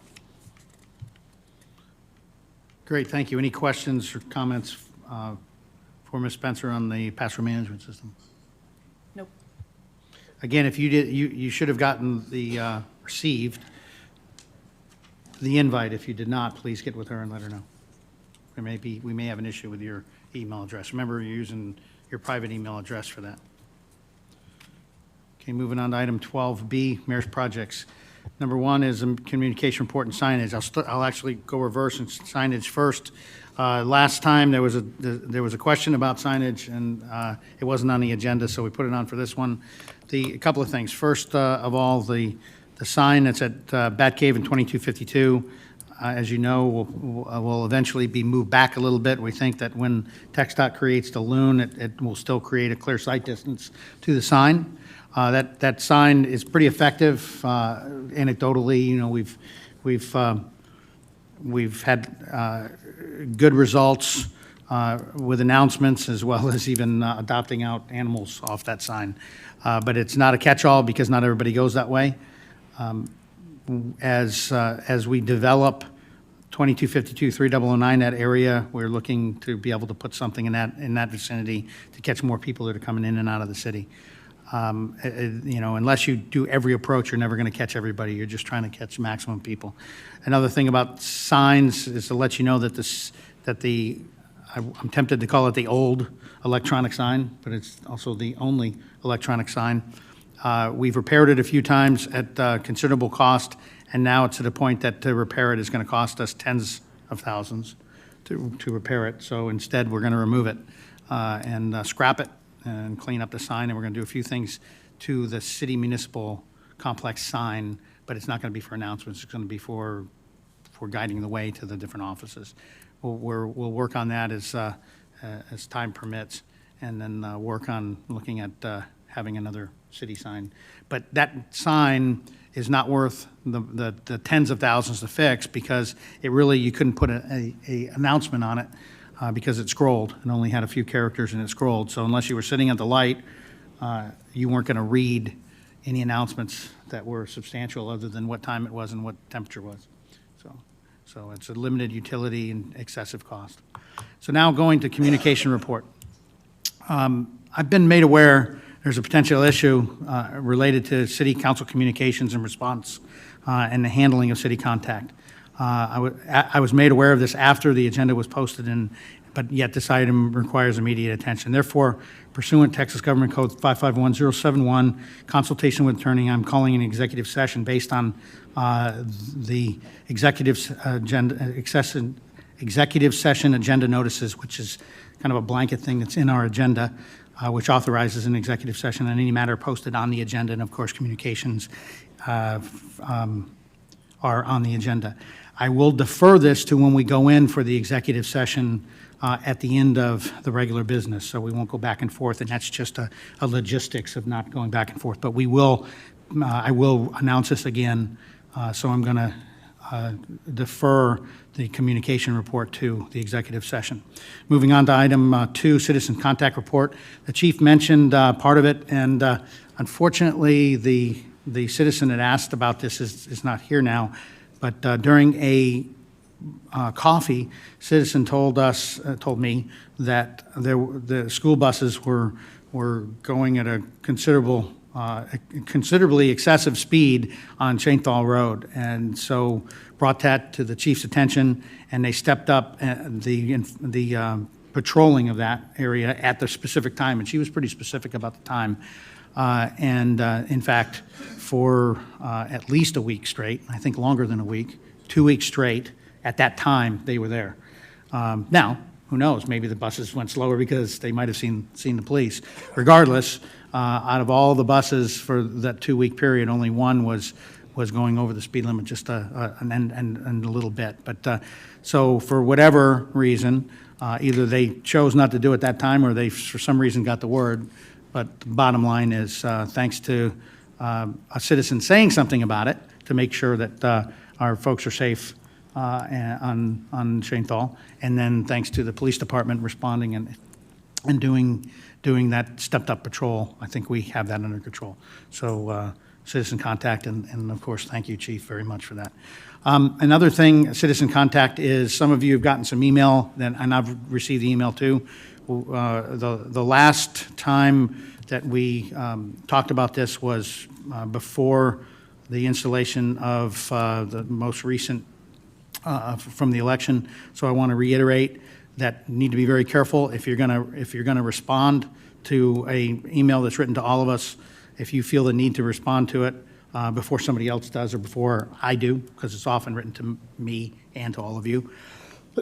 I ask that you tell the city administrator you're going to do it. Do not, repeat, do not CC all the council on it, or reply to all, or then somebody else. And obviously, that's a legal issue with TOMA. So, but you can tell the city administrator, and the city administrator can tell everybody else, hey, Councilman Norvinson has replied to this.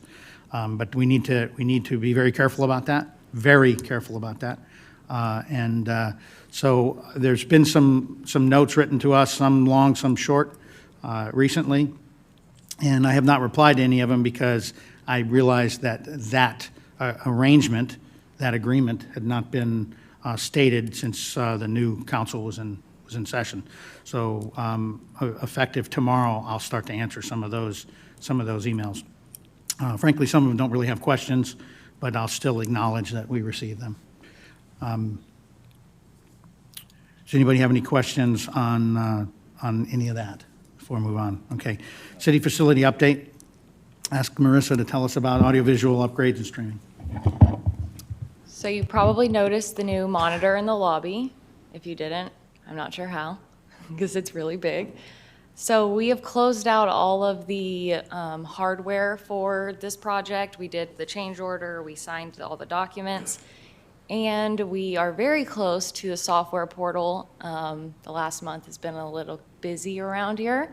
So I think November meeting, we will have that agenda for council live and be able to index it so everybody will be able to view that.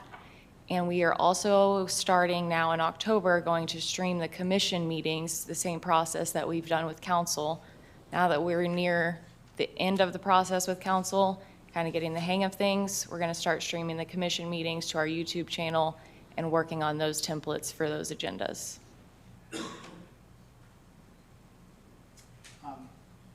I really appreciate a lot of work, and this has been an incremental approach. We wanted to first make sure that we had the streaming, we had the equipment straightened out, then we had the streaming straightened out, then we had the archiving straightened out, and now the indexing straightened out as well.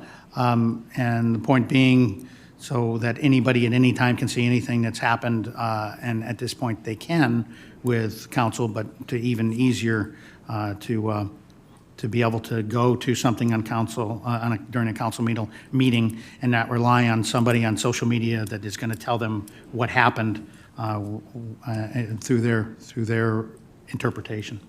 Then, as you heard, the next step, as soon as we get that nailed down, then it's going to move over to working all the commissions as well. And then eventually, obviously, the sweet spot is to have all council and commission meetings not only streamed, archived, but all indexed with the agenda, so anybody can go to any item from any meeting at any time and see what happened. So a lot of work has gone into that, a lot of effort, and really appreciate what Ms. Spencer's done. Anybody have any comments or questions on that? Right side? Left side? Moving on to ordinance revision, we're working on obviously the zoning and the buildings, as you heard from planning and zoning. We're still working the water, and with the enhancements to the park, particularly you heard Dr. Miller talk about the pavilion and working the landscaping and the earthwork around the pavilion. That'll then take it to where we're going to have the pavilion be one of the pavilions that you can rent ahead of time. Remember, as all the pavilions, just to remind council, you do not have to rent a pavilion in Garden Ridge to use a pavilion, but you might want to rent a pavilion if you want to be guaranteed that somebody else doesn't have it before you do. If you rent it, you're guaranteed it. If you don't rent it, it's space available. First come, first served. Next up is TxDOT coordination. No update on that. As you recall, they told us that they in October is when they would be working the speed limit. Somebody went with somebody fishing someplace, and there's a rumor that it's not going to happen, but I'm not making phone calls off of rumors, off of fishing trips. So I'm going to wait until the end of October, and so when we meet the next meeting in November, we'll either have a speed limit or we'll have an answer to why there's no speed limit change on 3009. Excuse me, Garden Ridge Elementary School traffic flow and 3009 safety. Fascinating that after the chief and I We're told on no uncertain terms that there would be 2 lanes of pickup and drop-off at Garden Ridge Elementary. One day, we said, hey, there's not a lot of traffic queuing into Garden Ridge Elementary. And that's when we found out that Garden Ridge Elementary now has 2 lanes of pickup and drop-off. So, but still to this day, they have not said a word to us about it. And actually, when I mentioned that to somebody, they told me, well, there's some other stuff in their traffic plan. And I tell you that because that's also fascinating that as we've tried to work with them on this, now apparently they have a traffic plan. And anybody in council seen a traffic plan? No. Okay, just checking. Also, an interesting thing, a resident in Trophy Oaks sent me a video of that person trying to pull out of Trophy Oaks at 7:45 in the morning. And they couldn't get out, or they couldn't get out easily because there was so much traffic. And the reaction that this person had, as well as frankly I had, was I thought this queuing going into the school was solved. Well, come to find out, it has nothing to do with the school. It has to do with traffic on 3009 now, just pure and simple traffic. In fact, if you're in that traffic, as you get up to where you can get to the right, you can then, as smoothly as you can be, get into the school without any more waiting to get to Municipal Parkway. So it's just merely traffic on 3009 at this point. But there is a lot of traffic at 7:30, 7:45 on 3009. And short of a light being at 3009 and Trophy Oaks Drive to be able to give some relief to people going out of there, which we have talked about already, it is what it is. I tell you that TxDOT and the MPO does not have in the plan for at least the next 3 to 5 years for any significant work other than possibly just resurfacing 3009, for any significant work to happen on 3009. And remember, 2252 is very clearly on the books and is in front of 3009, and that hasn't happened yet, and it has been delayed, as you all know. That is the update for traffic flow. But I will say that even though the traffic is heavy on 3009, the good news is nobody's sitting stationary on the shoulder waiting to turn right onto Municipal Parkway while people are whizzing by them at 60 miles an hour. So that is a very, very good news story that now we have a lot more safe condition on 3009. Anybody have any questions or comments on that item? Starting over right side. Sir. Is TxDOT going to put in some school zones? That is, as I reported last time, that is in the works to do a study with the school. I remember the school did not have to coordinate with TxDOT because the school isn't technically on a TxDOT road. But when I asked TxDOT if they would look at it, they said yes. But that was after doing the, looking at the light at Tuscan, or excuse me, at Trophy Oaks and even in the speed limit. So that's still in the works. And other than that, my crystal ball doesn't have an answer for you. I just wonder, I gave you all 3 examples on 1518 of 3 separate schools, one private that John's family goes to, 2 publics that have exactly the same situation we do that have school zones. That didn't help at all with your conversation with them? No. Again, we did talk about this. And what I told you is that they had no input, but they would still be willing to look at it, and they're going to look at it. So, might help, let me know. I'd love to, yeah. Thank you. Anything over here? Okay. City Council projects, starting over on the right side, dedication of the Gardens of Garden Ridge. Councilwoman Swett. It was a nice event out in front of the library on Saturday. Had a nice little turnout. The Jan Martin was recognized, as well as, I can't ever remember his name, the tall, skinny guy. That's in the back of the room? There he is. There you are. Hi. Rick Cross. Rick Cross. Thank you, Rick Cross. Was recognized. They were given some chimes. The garden looks wonderful out there. We had a little cake and punch in the library as well. So thanks for everybody coming out.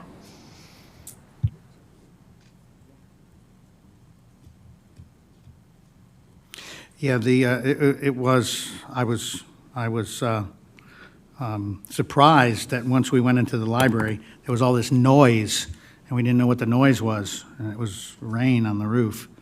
So it was perfect timing. I left my windows open. Perfect timing, yeah. Councilman Lanzi left his windows open after he complained that I talked too long. And next is Garden Ridge Market Days. Councilwoman Swint.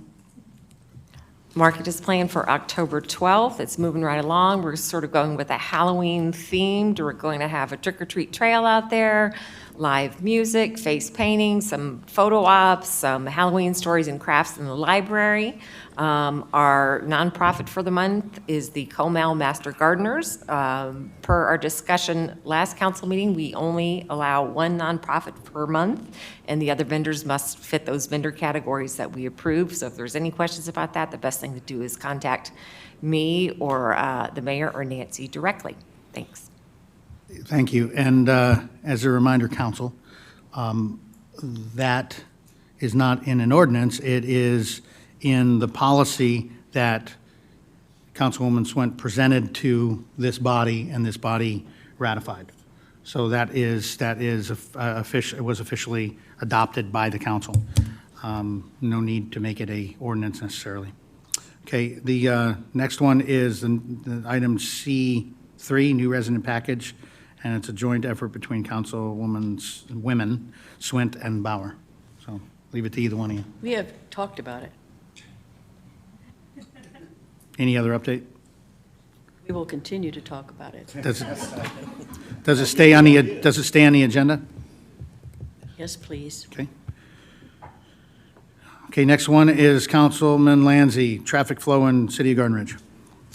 Okay, we have in front of y'all a 3 colored photos of a request from Austin Materials. Austin Materials has the asphalt plant up towards Comel, past the quarry, and they could legally, by law, go from their plant to Hanson to pick up materials, exit the plant, come back to their property for the materials, but it's against the law for them to go from their entrance to their plant all the way to 2252, where the exit is for Hanson, and cut south to 35. On page 2, you have their route that they're legally allowed to use, and that goes through Old Town Comel, back to 35, which is a long ways away. Very often they cut through right past Danville Middle School, and also I think at Schwab Road, where the 2 industrial buildings are at.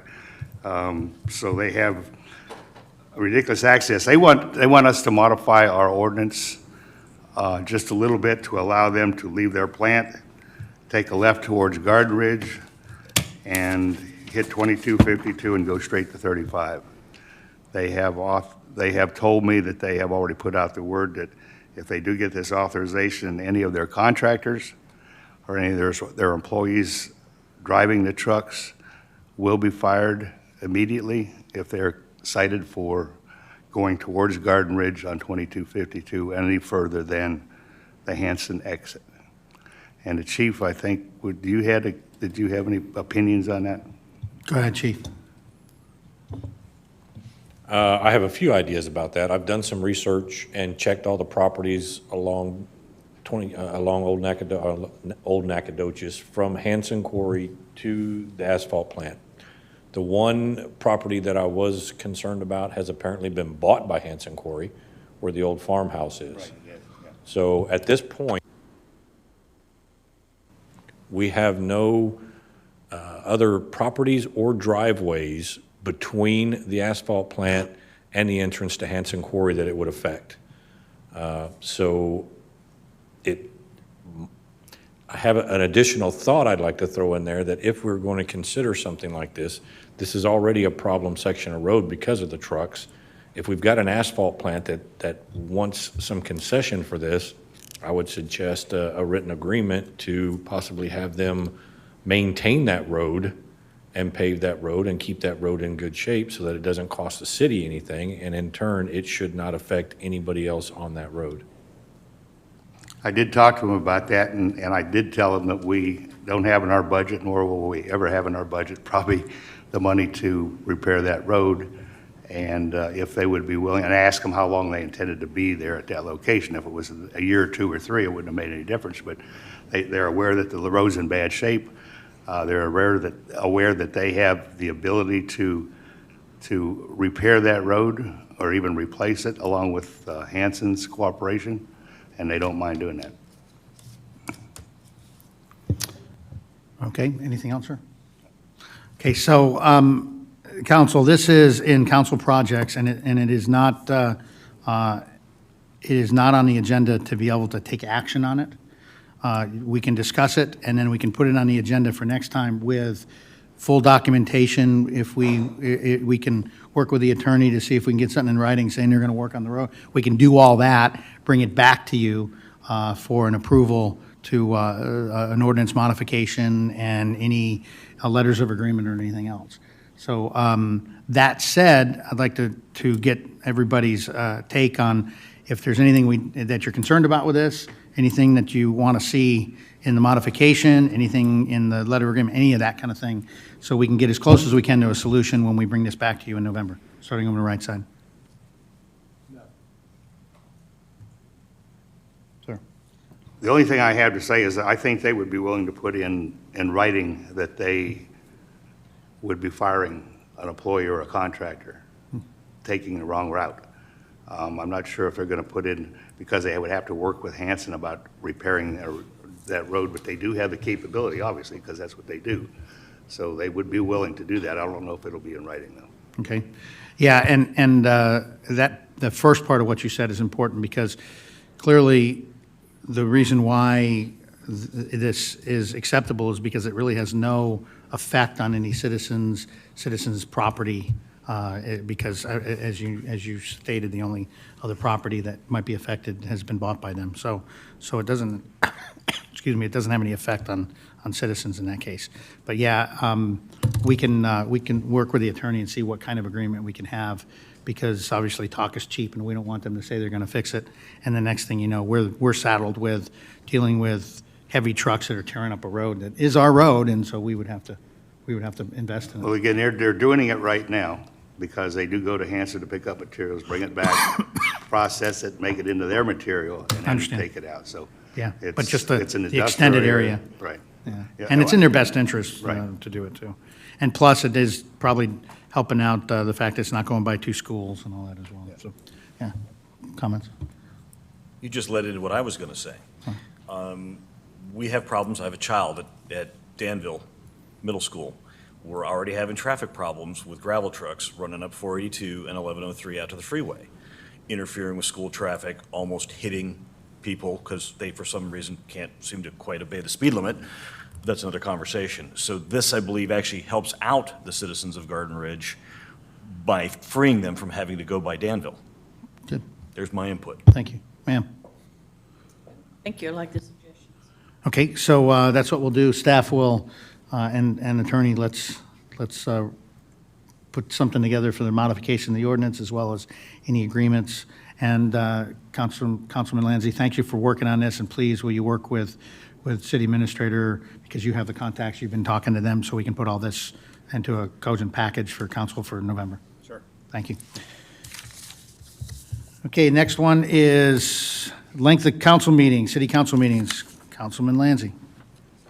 Okay. Of course, I was out, I think I had an appendix taken out. The last one we had was about 6 hours, 5 hours, 6 hours. We've had some long council meetings, and I've had a lot of comments plus my own, about those. But I talked to a number of people about the length of time in council and what we could do to possibly break this down into 2 council meetings in 1 month. Unanimously, that was not a good idea. Everybody would rather stay here for an entire council meeting rather than breaking it up. There was a good suggestion made about possibly taking out some of the more typical items on the agenda and moving it to a weekday for an hour or so council meeting. Some things that may not even need approved. and that's always a possibility. But this tonight's meeting is going very, very well, and I just want some input about when we get an agenda that we know is going to be a 4 or 5 hour, 6 hour meeting. I would like to figure out what we can possibly do about breaking it up or cutting it down or whatever. Starting over on the left side, thoughts, questions, comments?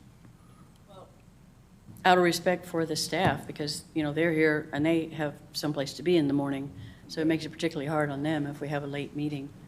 So I agree, if there's something we can do. Having said that, I am going to be talking next. Oh. Anything? I have no input. And I did forget to mention the staff. I mean, everybody's sitting here and the staff really is interested in a certain amount of this meeting, and the rest of it, you know, it's got to be mind-numbing, and everybody else out in the audience. So I think if we conduct business up here at a main meeting, and if we have to bring some of these other items into another meeting, I think that might be a solution. I agree with the situation with the staff, but it might be a good idea to ask them, would they rather have 2 meetings, or would they rather stay late with 1 meeting? Because 2 meetings. I already did, John. Oh, what'd they say? I said it was unanimous. They don't want to stay, or they don't want to make 2 meetings. Okay. Yeah, to be clear, 2 meetings, if you take the meeting that we have, 2 meetings will not be half and half or any fraction of the 1 meeting. It'll be a fraction plus time. So there's overhead to a meeting that will make the 2 meetings sum total longer than the 1 meeting. So that's a factor. The inconvenience of having to be here more than one night also is a factor. As I said in the beginning of this meeting, trying to put more into the consent agenda that still gives you the opportunity to have input, still gives you the opportunity to vote on it and make the decision as a council, still has the opportunity that it's still public, it's in the public package, and at the last minute, anybody can always pull it. But you will see us try to put more into consent agenda so we spend less time on those things. We'll see how this goes. I'll do what I can to make it shorter. I can promise you I'm going to do what I can to make it shorter, but I'm also not keen on coming in here any other days to do it. I'm going to spend less and less time here, not more and more time. So that's no secret. So anything else on this? No, y'all just think about it. If you come up with anything else, bring it up. This is maybe an ongoing thing for a while. So you're asking to keep this on the agenda? You know, I'd like to hear everybody's thoughts. You know what they this will think keep about the it. meeting longer too, right? Yes, I know. Just so you know. I said everything I need to say. All I want to do is hear everybody else's Okay, thoughts. so do you want this on the agenda next Sure. month? Okay. And next is update on Vulcan construction materials. Councilman Arvidsson. There's no real update. TCEQ approved their quality permit despite a whole bunch of concerns raised by a lot of people about it, and the lawsuits are starting. I think we can pull it from the agenda, and if I have enough advance warning, we can add it back in before a meeting, but By all means. I'll leave it up to the folks, but I think we pull it now. All right, It's we'll gonna pull be it, and nothing if from now something on. comes up and it's before we publish an agenda, let us know. Yeah. And it'll go back on. Yeah, I think that's Next perfect. up is pets. Councilwoman Bauer. Yes, okay, so this is a little bit personal. If you don't already know me, I am a true dog person by definition, which does not mean I'm not a cat person, so let's get that out of the way. I'm not lucky enough to have 2-legged children, so I've always considered and treated my dogs, 24 to date, not all now, as my kids. As such, I do not let my kids run loose in the city, nor would I kill them because they were being a nuisance. That has been done locally very recently. Perhaps we can establish some contact person, like our great Eric Lohman or someone, to help keep unhappy people with their animal problems. I'm sure the dogs in question could have been rehomed had they had a chance. They did not. The dogs were the innocent victims. I also have no respect for any vet who would euthanize any healthy animal, let alone 2 animals at once, because the owners chose not to find homes for their, quote, problems. Our pets have become civilized, adapted creatures of the world in which we live. Therefore, we are the responsible parties, the caregivers for these pets. I do not believe we own them like a piece of property, but should welcome them, adopt them, if you will, into our homes and yards. We have laws in Garden Ridge regarding keeping our pets contained. This means cats, too. Too often, I've heard from citizens that cats are meant to run free. I've even trapped them in my own yard with my own Have-A-Heart trap, after which I returned the cat safe to its owner more than once, only to be told, but I only let her out at night. There was another black cat in my yard again this past week. Just like during fawning season, I now find myself having to go check the yard before letting the dogs out. I do not want to kill stray dogs or cats, but they might get hurt in my yard. It would not be my fault. I am responsible for my children. Granted, cats are generally quiet, but they move quietly and illegally into neighbors' yards, and they cause dogs to bark.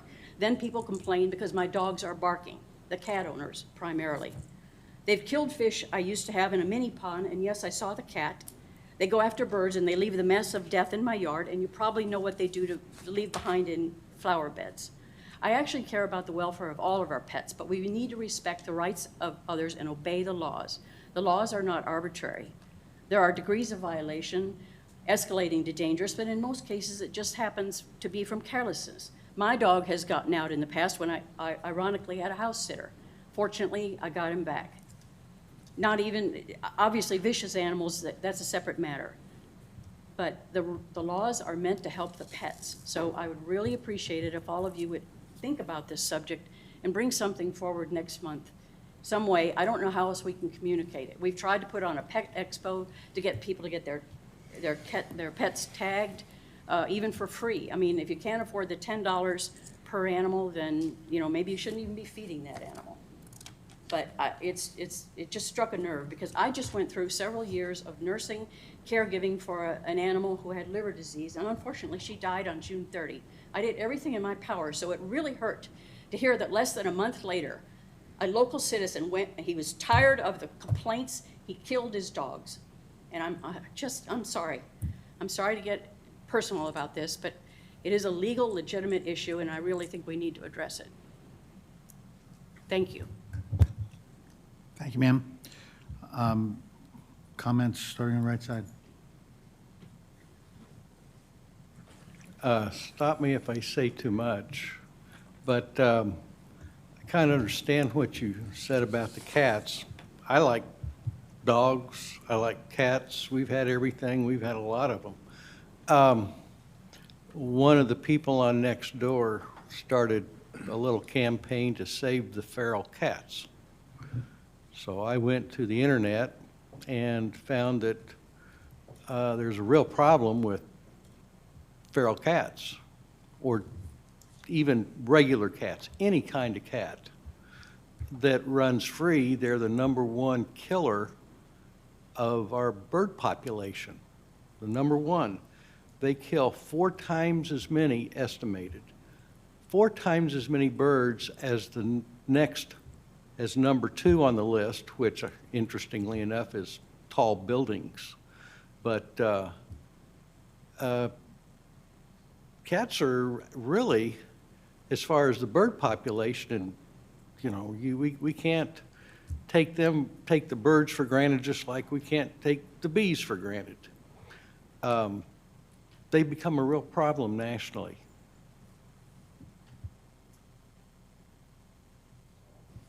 You have every right to be upset, Councilwoman. You do. Agreed. Thank you for that. And I think all of council agrees very much with everything that you said about what happened to those dogs. And I found out about it after the fact, and it was, frankly, it was crushing. I didn't have any words. The thing about the cats, that actually happens to the extent now that my dog that normally will go back and forth between the house and outside through a dog door freely at night, we keep her locked up because the cats that go into our yard make her bark, And then and my neighbors actually have never complained, but I don't want them to complain. So now I'm restricting my dog from going outside when she wants to in her yard, not bothering anybody else, just because she's going to bark at the cats. And they are cats, and I've caught the cats. I've many times, and the people that own the cats have no regard for that whatsoever, and I don't understand that. What I would say, and when I've talked to our animal services about it, is to trap the cats, and then make the owners responsible. Just like I'm responsible for my dog, they need to use, and I'm not a cat person, but I would never hurt a cat. The fact of the matter is they need to be responsible for their cats. And there's a mentality that they don't hurt anything and they're quiet, but that doesn't hold water with me either. So we'll work with animal services and we'll spread the word that people need to be responsible for their cats. And as far as the dog thing goes, unfortunately, the way the laws are is that individual could do what he did and then rationalize that that was our fault, which was pretty typical of the way things unfold around here often. Okay. Anything else on that, ma'am? No, but thank you from everyone. Thank you. Okay, discussion future agenda items. I'll start over on the right side. Anything you want to see on the next agenda? Not at this time. Sir? No. Sir? Ma'am? No, I want to postpone later. The later thing. I'm sorry, the park monument. That's on Yeah. I'd like to, the monument sign, I'd like to postpone. Oh, okay. It's not on here now, though, so. We took it off because you asked for it to, yeah. Sorry. Okay, fair enough. All right, so nothing for next, no additional things. And just to be clear, on city council projects, number 1's off, number 2, we'll keep on, see how it goes, because we do want to see how it unfolds. Number 3, we'll keep on. Number 4 is going to turn into a decision, an action item. Number 5 is going to remain on, so we can spend more time in our council meetings, talking about the length of our council meetings. Number 6 is going to be taken off, and number 7 is to be, do you want to leave it on and we can, or do you want to take it off? Number 7, what your item was? Yeah, I won't have any answers, but I'd like to keep on. Okay, we'll keep it on. Fair enough. Moving on to item 14, citizen comment, 2 minutes. Don't have to have signed up. Do I have any citizens that want to speak? Come on up, please, sir.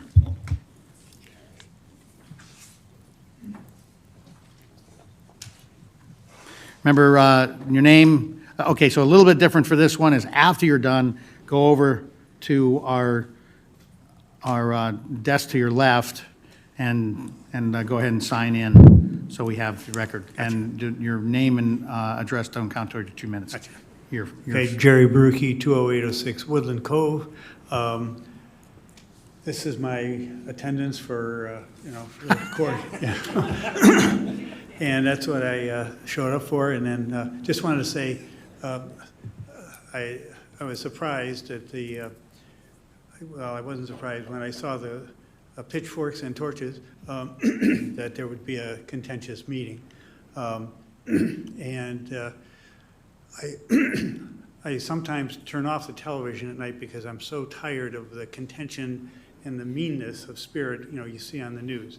And I've seen this tonight here, and this is not the Garden Ridge that I've come to know, for 15 years. And so I wish more folks who were energized by this deer issue would just we're still here and take in mind that you folks work hard, the people on all these other commissions work hard, and because someone disagrees with you, you don't need to demonize them. And I've seen you folks be attacked here tonight, which is kind of unfair, and the language used was saddening to me. So I think, Lisa, you said exactly what was going through my mind, you know, that it's not that you don't hear people or are, when 60-some% of the voters return you, that's a referendum that says, we're not upset with the way you're handling things. So I wish folks would take that and not take it, but what you're dealing with is a group of folks who are very, very passionate and take things very personally. And if we could just kind of chill out on some of these things and accept that there's a, you know, a majority that voted you folks into, and to vote you out is the only way to change that. So you do good work. Thank you. Anyone else? Gary, sign in. Yeah, You gotta- please, go on over to your left Go there. to those pretty Yeah. girls over there and sign in. Yeah. And I didn't say it, but just remind you that if you've already spoken, you can't speak about what you already spoke about. You can speak about something else, but you can't speak about what you already spoke about. Good. And if it's close, then it's. Rick Cross, 20637 Wall Lane. You folks voted against my wishes on the deer, but I still love you. Thank you for what you guys do. I'm not going to be that guy back there making snide comments all night long. I heard it tonight. It's a shame, but you guys are doing a great job. Even though we don't always agree, I understand your logic. Thanks. Anyone else?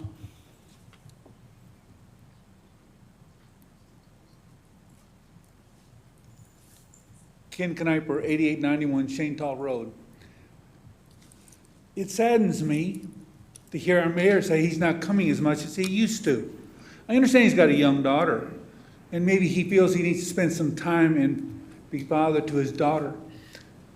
But if these people, and I think they're people, I have other words for them, if it's because of those few, please, Mr. Mayor and council, don't let them run you off. We need you as a city. I guess my German background, my heritage, you get me mad and you can't run me off. I will stand up and fight before I run. That's why I have not left the Wildlife Commission. They'll never run me off. They can try, but they won't, because I won't let them. I'm just that obstinate.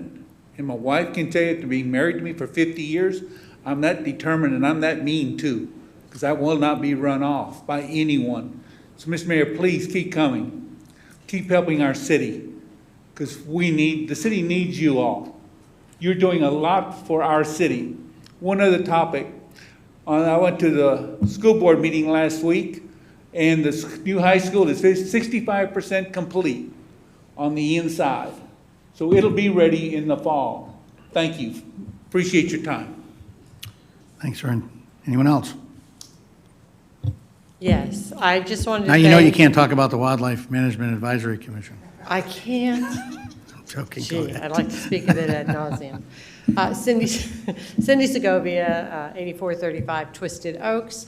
No, I actually just want to thank Rick Cross. Everybody always forgets his name, not just you, and I'm not calling you out, Lisa, but I mean, at everything. And that man worked, as my husband said, seeing him the other day, that man is working like a farm animal out there. What is he doing? I mean, the amount of dedication and loyalty and the time he put into that and the love he put into that garden, I have never seen anybody work like that and put that much into his city. So I really just want to commend him, because I've never seen anything like it. He made me feel so ashamed of anything I've ever done. But thank you. Anyone else? Okay, so you know you can't speak about the Planning and Zoning Commission, Volunteer Garden Ridge, or the Parks Committee. Or your shoes. Dr. Jim Miller, 9910 Marie Meadow. I was a little bit disappointed. We had the discussion, council had a discussion about the road going down 2252 because as a resident contrarian on the city council, Councilman Lancy is usually the one I count on to bring up the contrary opinion about things. And I didn't hear any nays to rerouting thing. Everybody was in favor of it. There's got to be some nays, and I don't know what the nays are. I'm going to think about it for a while, but there's always somebody that's against doing something, and I was disappointed we can't come up with any. Thank you. Anyone else?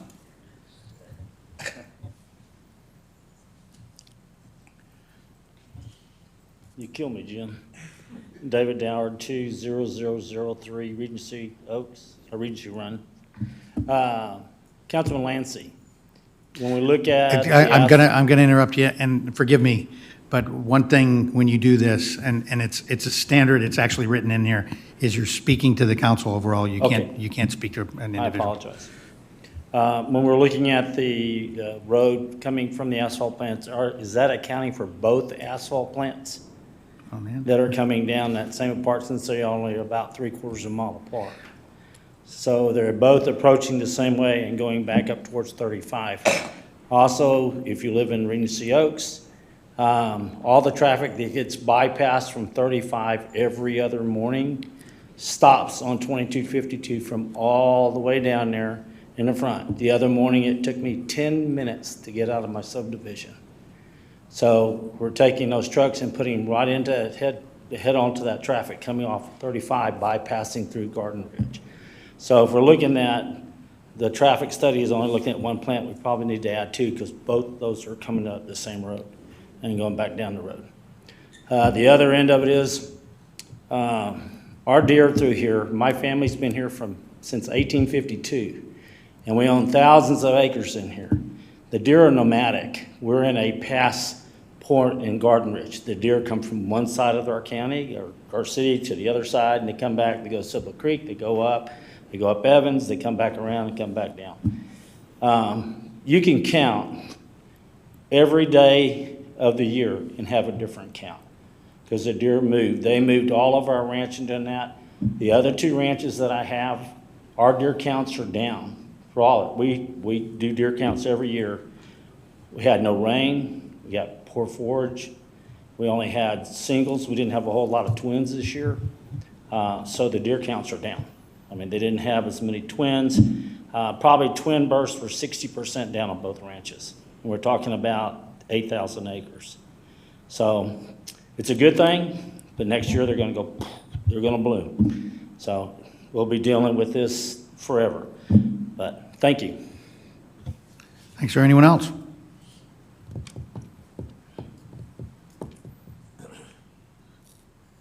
Give it another chance. Anyone else? Okay, moving on. That closes out citizen comment period. And reports, comments from mayor and city council members start over on the left side.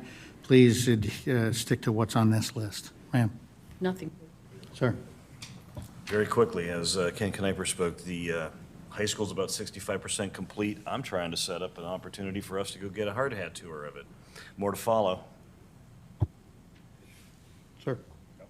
Ma'am. Sir. Yes, a lot of you, I hope, are aware that the Garden Ridge Lions Club has its annual barbecue fish fry and auction this Saturday. This is the primary fundraiser. The fish fry is awesome. The barbecue is professionally done by guys who do it all the time, just on their own accord. I mean, it tastes like it's professionally done. And there's a live auction, there's a silent auction, there's a raffle, there's many things for the kids, many things. Face painting, rides on the Lions Club or the city train that's Lions Club colors. So it starts at 3:30, and the food's great and the auction's fun. So if you can be there, please do. I think you'll really enjoy yourself. Okay, that concludes item number 15. Now we're going to go into executive session. City Council will recess the open meeting and reconvene executive session pursuant to Texas Government Code 551071, consultation with attorney. Number one is to seek legal advice in connection with deliberating purchase, lease, exchange, or value of real property regarding related negotiations, city building projects, utility projects. And then number two is going to be to seek legal advice in connection with city communications, also in accordance with Texas Government Code 551071. We are recessing at 8:58. What time is it? 10 minutes. 10 minutes. So at 9:10, we'll reconvene. Thank you.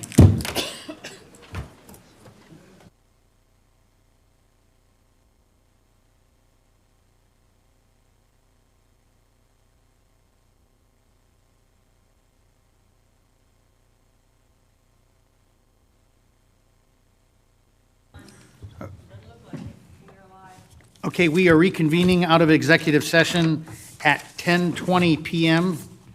Best laid plans, getting out here early. And then item number 17, business items. Is there any business items to follow up from the executive session? Council? No. Consensus, no, no, no, no. Close item 17, number 18, adjournment. Can I get a motion to adjourn? Move to adjourn. Second. 5 and 4. Any further discussion? All in favor? Aye. Any opposed? We are adjourned at 10:21. Thank you.